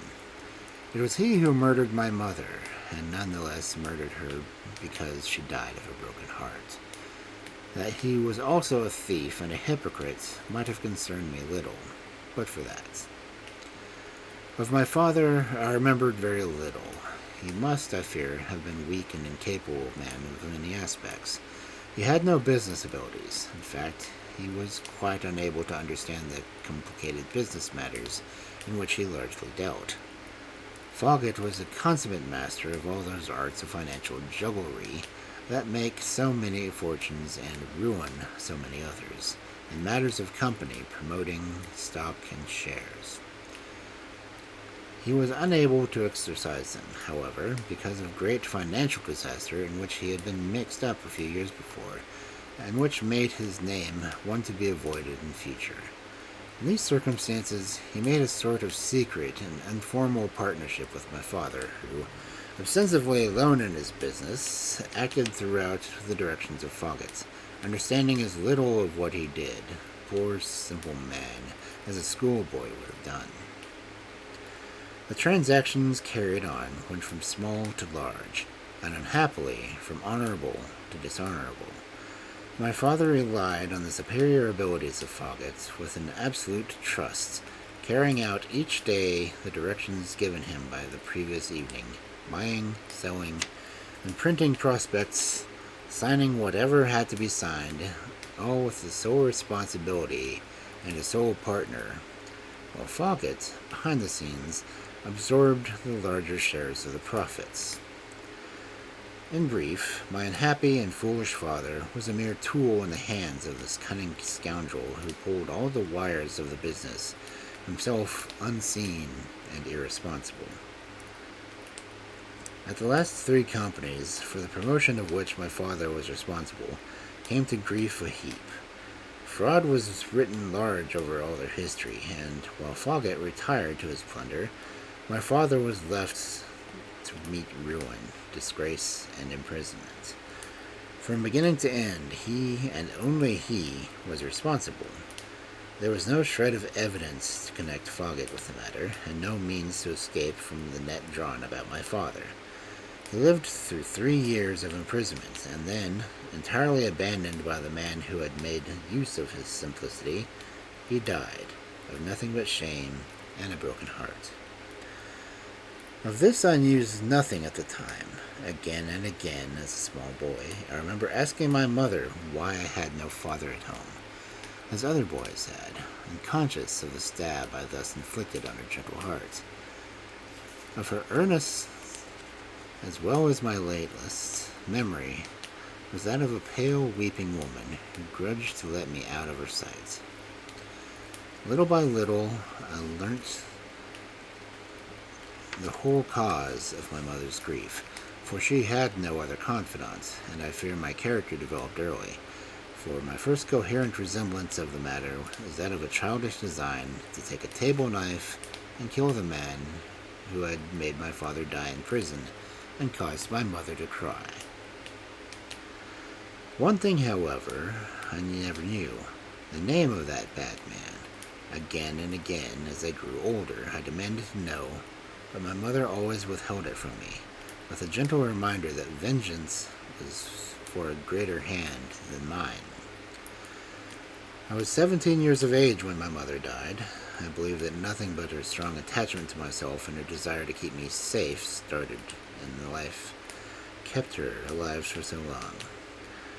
Then I found that through all those years, by narrowed means, she had contrived to scrape and save a little money, sufficient, as it afterwards proved, to see me through my examinations for entrance in my profession, with the generous assistance of my old father's legal advisers, who gave me the articles, and who have all along treated me with extreme kindness. For the most of the succeeding years, my life had not concerned the matter at hand. I was a lawyer's clerk in my benefactor's service, and afterwards a qualified man among their assistants. All through, the firm were careful, in pursuance of my poor mother's wishes, that I should not learn the name or whereabouts of the man who wrecked her life and my father's. I first met the man himself at the Clifton Club, or had gone with an acquaintance who was a member. It was not till afterwards that I understood his curious awkwardness on that occasion. A week later I called, as I have frequently done, at the building in which your office is situated, on business with a solicitor who has an office on the floor above your own. On the stairs I almost ran against Mr. Foggatt. He started and turned pale, exhibiting signs of alarm that I could not understand, and asked me if I wished to see him. "No," I replied. "I don't know where you lived here, and I am after somebody else just now. Aren't you well?" He looked at me rather doubtfully, and said he was not very well. I met him twice or thrice after that, and on each occasion his manner grew more friendly, in a servile, flattering, and mean sort of way. The thing unpleasant enough in anybody, but doubtly and so in the intercourse of a man with another young enough to be his son. Still, of course, I treated the man civilly enough. On one occasion he asked me into his rooms to look at some rather fine picture he had lately bought, and observed casually lifting a large revolver from the mantelpiece. "You see, I'm prepared for any unwelcome visitors in my den. Hee-hee." Convincing him, of course, to defer to burglars. I could not help wondering at the forced and hollow character of his laugh. As we went down the stairs together, "I think we know another pretty well, Mr. Mason, eh? And if I could do anything to advance your professional prospects, I should be glad of the chance, of course. I understand the struggles of a young professional man. Hee." It was a forced laugh again, and the man spoke nervously. "I think," he added, "that if you will drop tomorrow evening, perhaps, I may have a little proposal to make. Will you?" I assented, wondering what the proposal could be. Perhaps this eccentric old gentleman was a good fellow, after all, anxious to do me a good turn, and his awkwardness was nothing but a natural delicacy of breaking ice.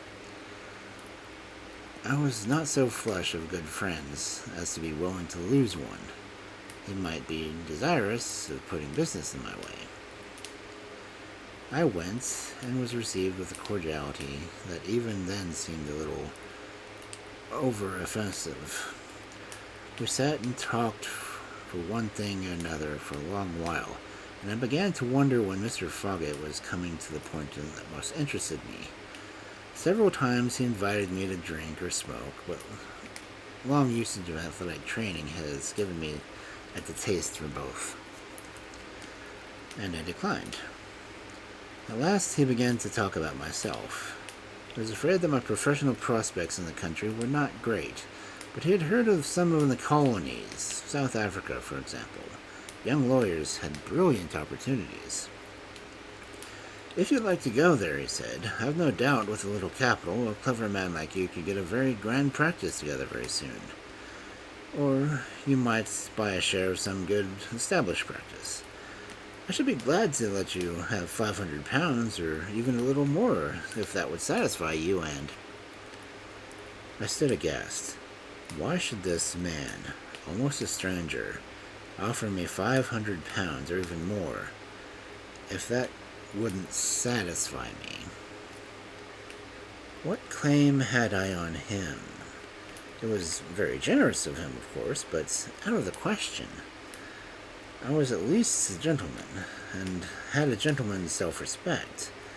Meanwhile, he had gone meandering on, and halting in some way, and presently let slip a sentence that struck me like a blow between the eyes. "I shouldn't like you to bear ill will because of what happened in the past," he said. Your late lamented mother, I'm afraid. She had unworthy suspicions, I'm sure. It was all for the best parties. Your father always appreciated." I sat back in my chair and stood erect before him. This groveling wretch, forcing the words through his dry lips, was a thief who had made another of my father, and had brought to miserable ends the lives of both of my parents. Everything was clear. The creature went in fear of me, never imagining that I did not know him, and sought to buy me off from remembrance of my dead mother's broken heart, for £500. £500! That he had made for my father to steal from him. I said not a word, but the memory of all my mother's bitter tears and savage sense of his crowning insult to myself took hold upon me, and I was a tiger. Even then, I verily believed that one word of repentance, one tone of honest remorse, would have saved him. But he drooped his eyes, sniffled excuses, and stammered of unworthy suspicions and no ill will. I let him stammer. Presently he looked up and saw my face, and fell back in his chair, sick with terror. I snatched the pistol from his mantelpiece, and thrusting in his face, shot him where he sat. My subsequent coolness and quietness surprised me how. I took my hat and stepped towards the door, but there were voices on the stairs. The door is locked on the inside, and I left it so. I went back and quietly opened the window. Below was a clear drop into darkness, and above was a plain wall. But away on one side, where the slope of the gable sprang from the roof, an iron gutter ended, supported by strong brackets. It was the only way. I got up on the sill and carefully shut the window behind me, for people were already knocking at the lobby door. From the end of the sill, holding on by the reveal of the window, with one hand, leaning and stretching my utmost, I caught the gutter, swung myself clear, and scrambled on the roof. I climbed over many roofs before I found an adjoining street, a ladder lashed perpendicularly against the front of the house in course of repair. This, to me, was an easy opportunity to descend, notwithstanding the bounds fastened over the face of the ladder. I availed myself of it. I have taken some time and trouble in order that you, so far as I am aware, the only human being beside myself who knows me to be the author of Foggatt's death, shall have at least the means of appraising my crime at its value of culpability. How much you already know of what I have told you I cannot guess. I am wrong, hardened and fatiguous. I make no doubt, but I speak the facts as they are. You see the thing, of course, from your own view, I from mine. As I remember my mother. Trusting that you will forgive the odd freak of a man, a criminal, let us say, who makes a confidant of the man set to hunt him down, I beg leave to be, sir, your obedient servant, Sidney Mason. I read the singular document through and handed it back to Hewitt. How does it strike you? Hewitt asked. Mason would seem to be a man of very marked character, I said. Certainly no fool. But if his tale is true, Foggatt is no great loss to the world.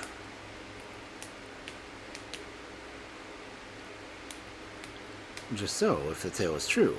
Firstly, I'm disposed to believe it is.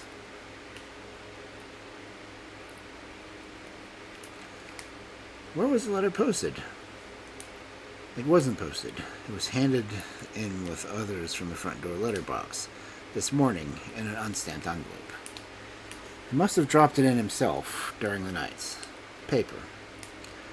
Yep, proceeded, holding up to the light. Turkey Mill, ruled foolscap, envelope, blue official shape, Prairie's watermark, both quite extraordinary, and no special marks. Where do you suppose he's gone? Impossible to guess. Some might think he meant suicide by the expression beyond the reach of even your abilities to search, but I scarcely think that he's the sort of man to do that. There is no telling. Something may be got by inquiring at his late address, of course, but when such a man tells you he doesn't think you will find him, you may count upon its being a difficult job. His opinion is not to be despised. What shall you do? Put the letter in the box with the casts for the police. Fiat justitia, you know, without any question of sentiment. Also, as to the apple, I really think, if the police will let me, I'll make a present of it. Keep it somewhere as a souvenir for absolute deficiency in the reflective observation in this case. And look to it whenever you feel yourself growing dangerously conceited. It should cure you. This is a history of the withered and almost petrified half-apple that stands in my cabinet, among a number of flint implements and one or two other fine-looking old Roman vessels. Of Mr. Sidney Mason, we never heard another word. The police did their best, but they left not a track behind him. His rooms were left almost undisturbed, and he had gone without anything in the way of elaborate preparation for his journeys, and yet without leaving a trace of his intentions.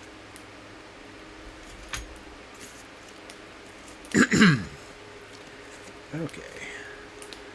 I will leave it at that. Now it's loud.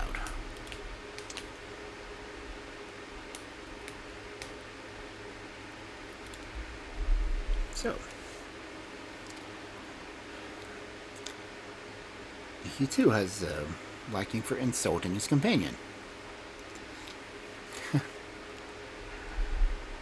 Okay, let's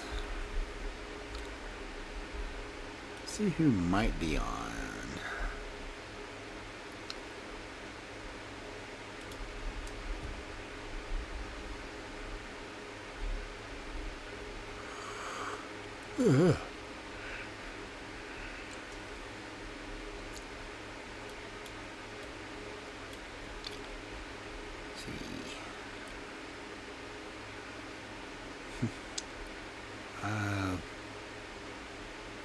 Don't know if Evie is still awake. They're kind of at their pause model screen. Is Oni on? Oni's not on. Fred's not on.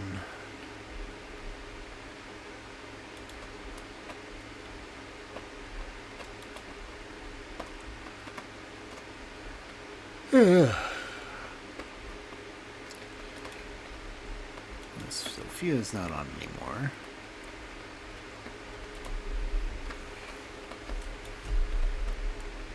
So, I think we'll raid Dusk.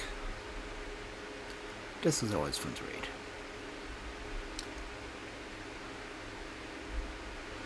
So, thank you everyone for coming in. I will hopefully be doing fairy tales tomorrow. And just a reminder, Book 1 and Book 2 are out. So if you want a copy of those, just look me up on Amazon. Prayers, You have a good evening too, Squall. get my son. Include everyone. So let's see. Hug you in, warm within, keep you free from sin. Forward raid message. Sandman becomes. Sleep with one eye open. Sub-raid message. Exit night. Enter night. Take my hand. And Dusk. We're off to Never Neverland. Something's wrong. Shut the light. Heavy thoughts tonight. Would it be tacky to say that Why? today has been a really long day? Dreams of war, dreams of flyers, dreams of dragons, fire. Just because it is. Things Yeah. that will want.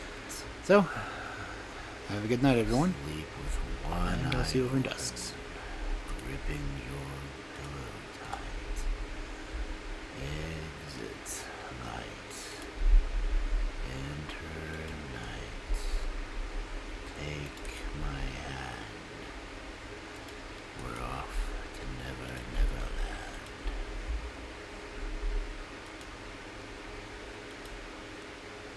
And now I lay me down to sleep. Pray the Lord my soul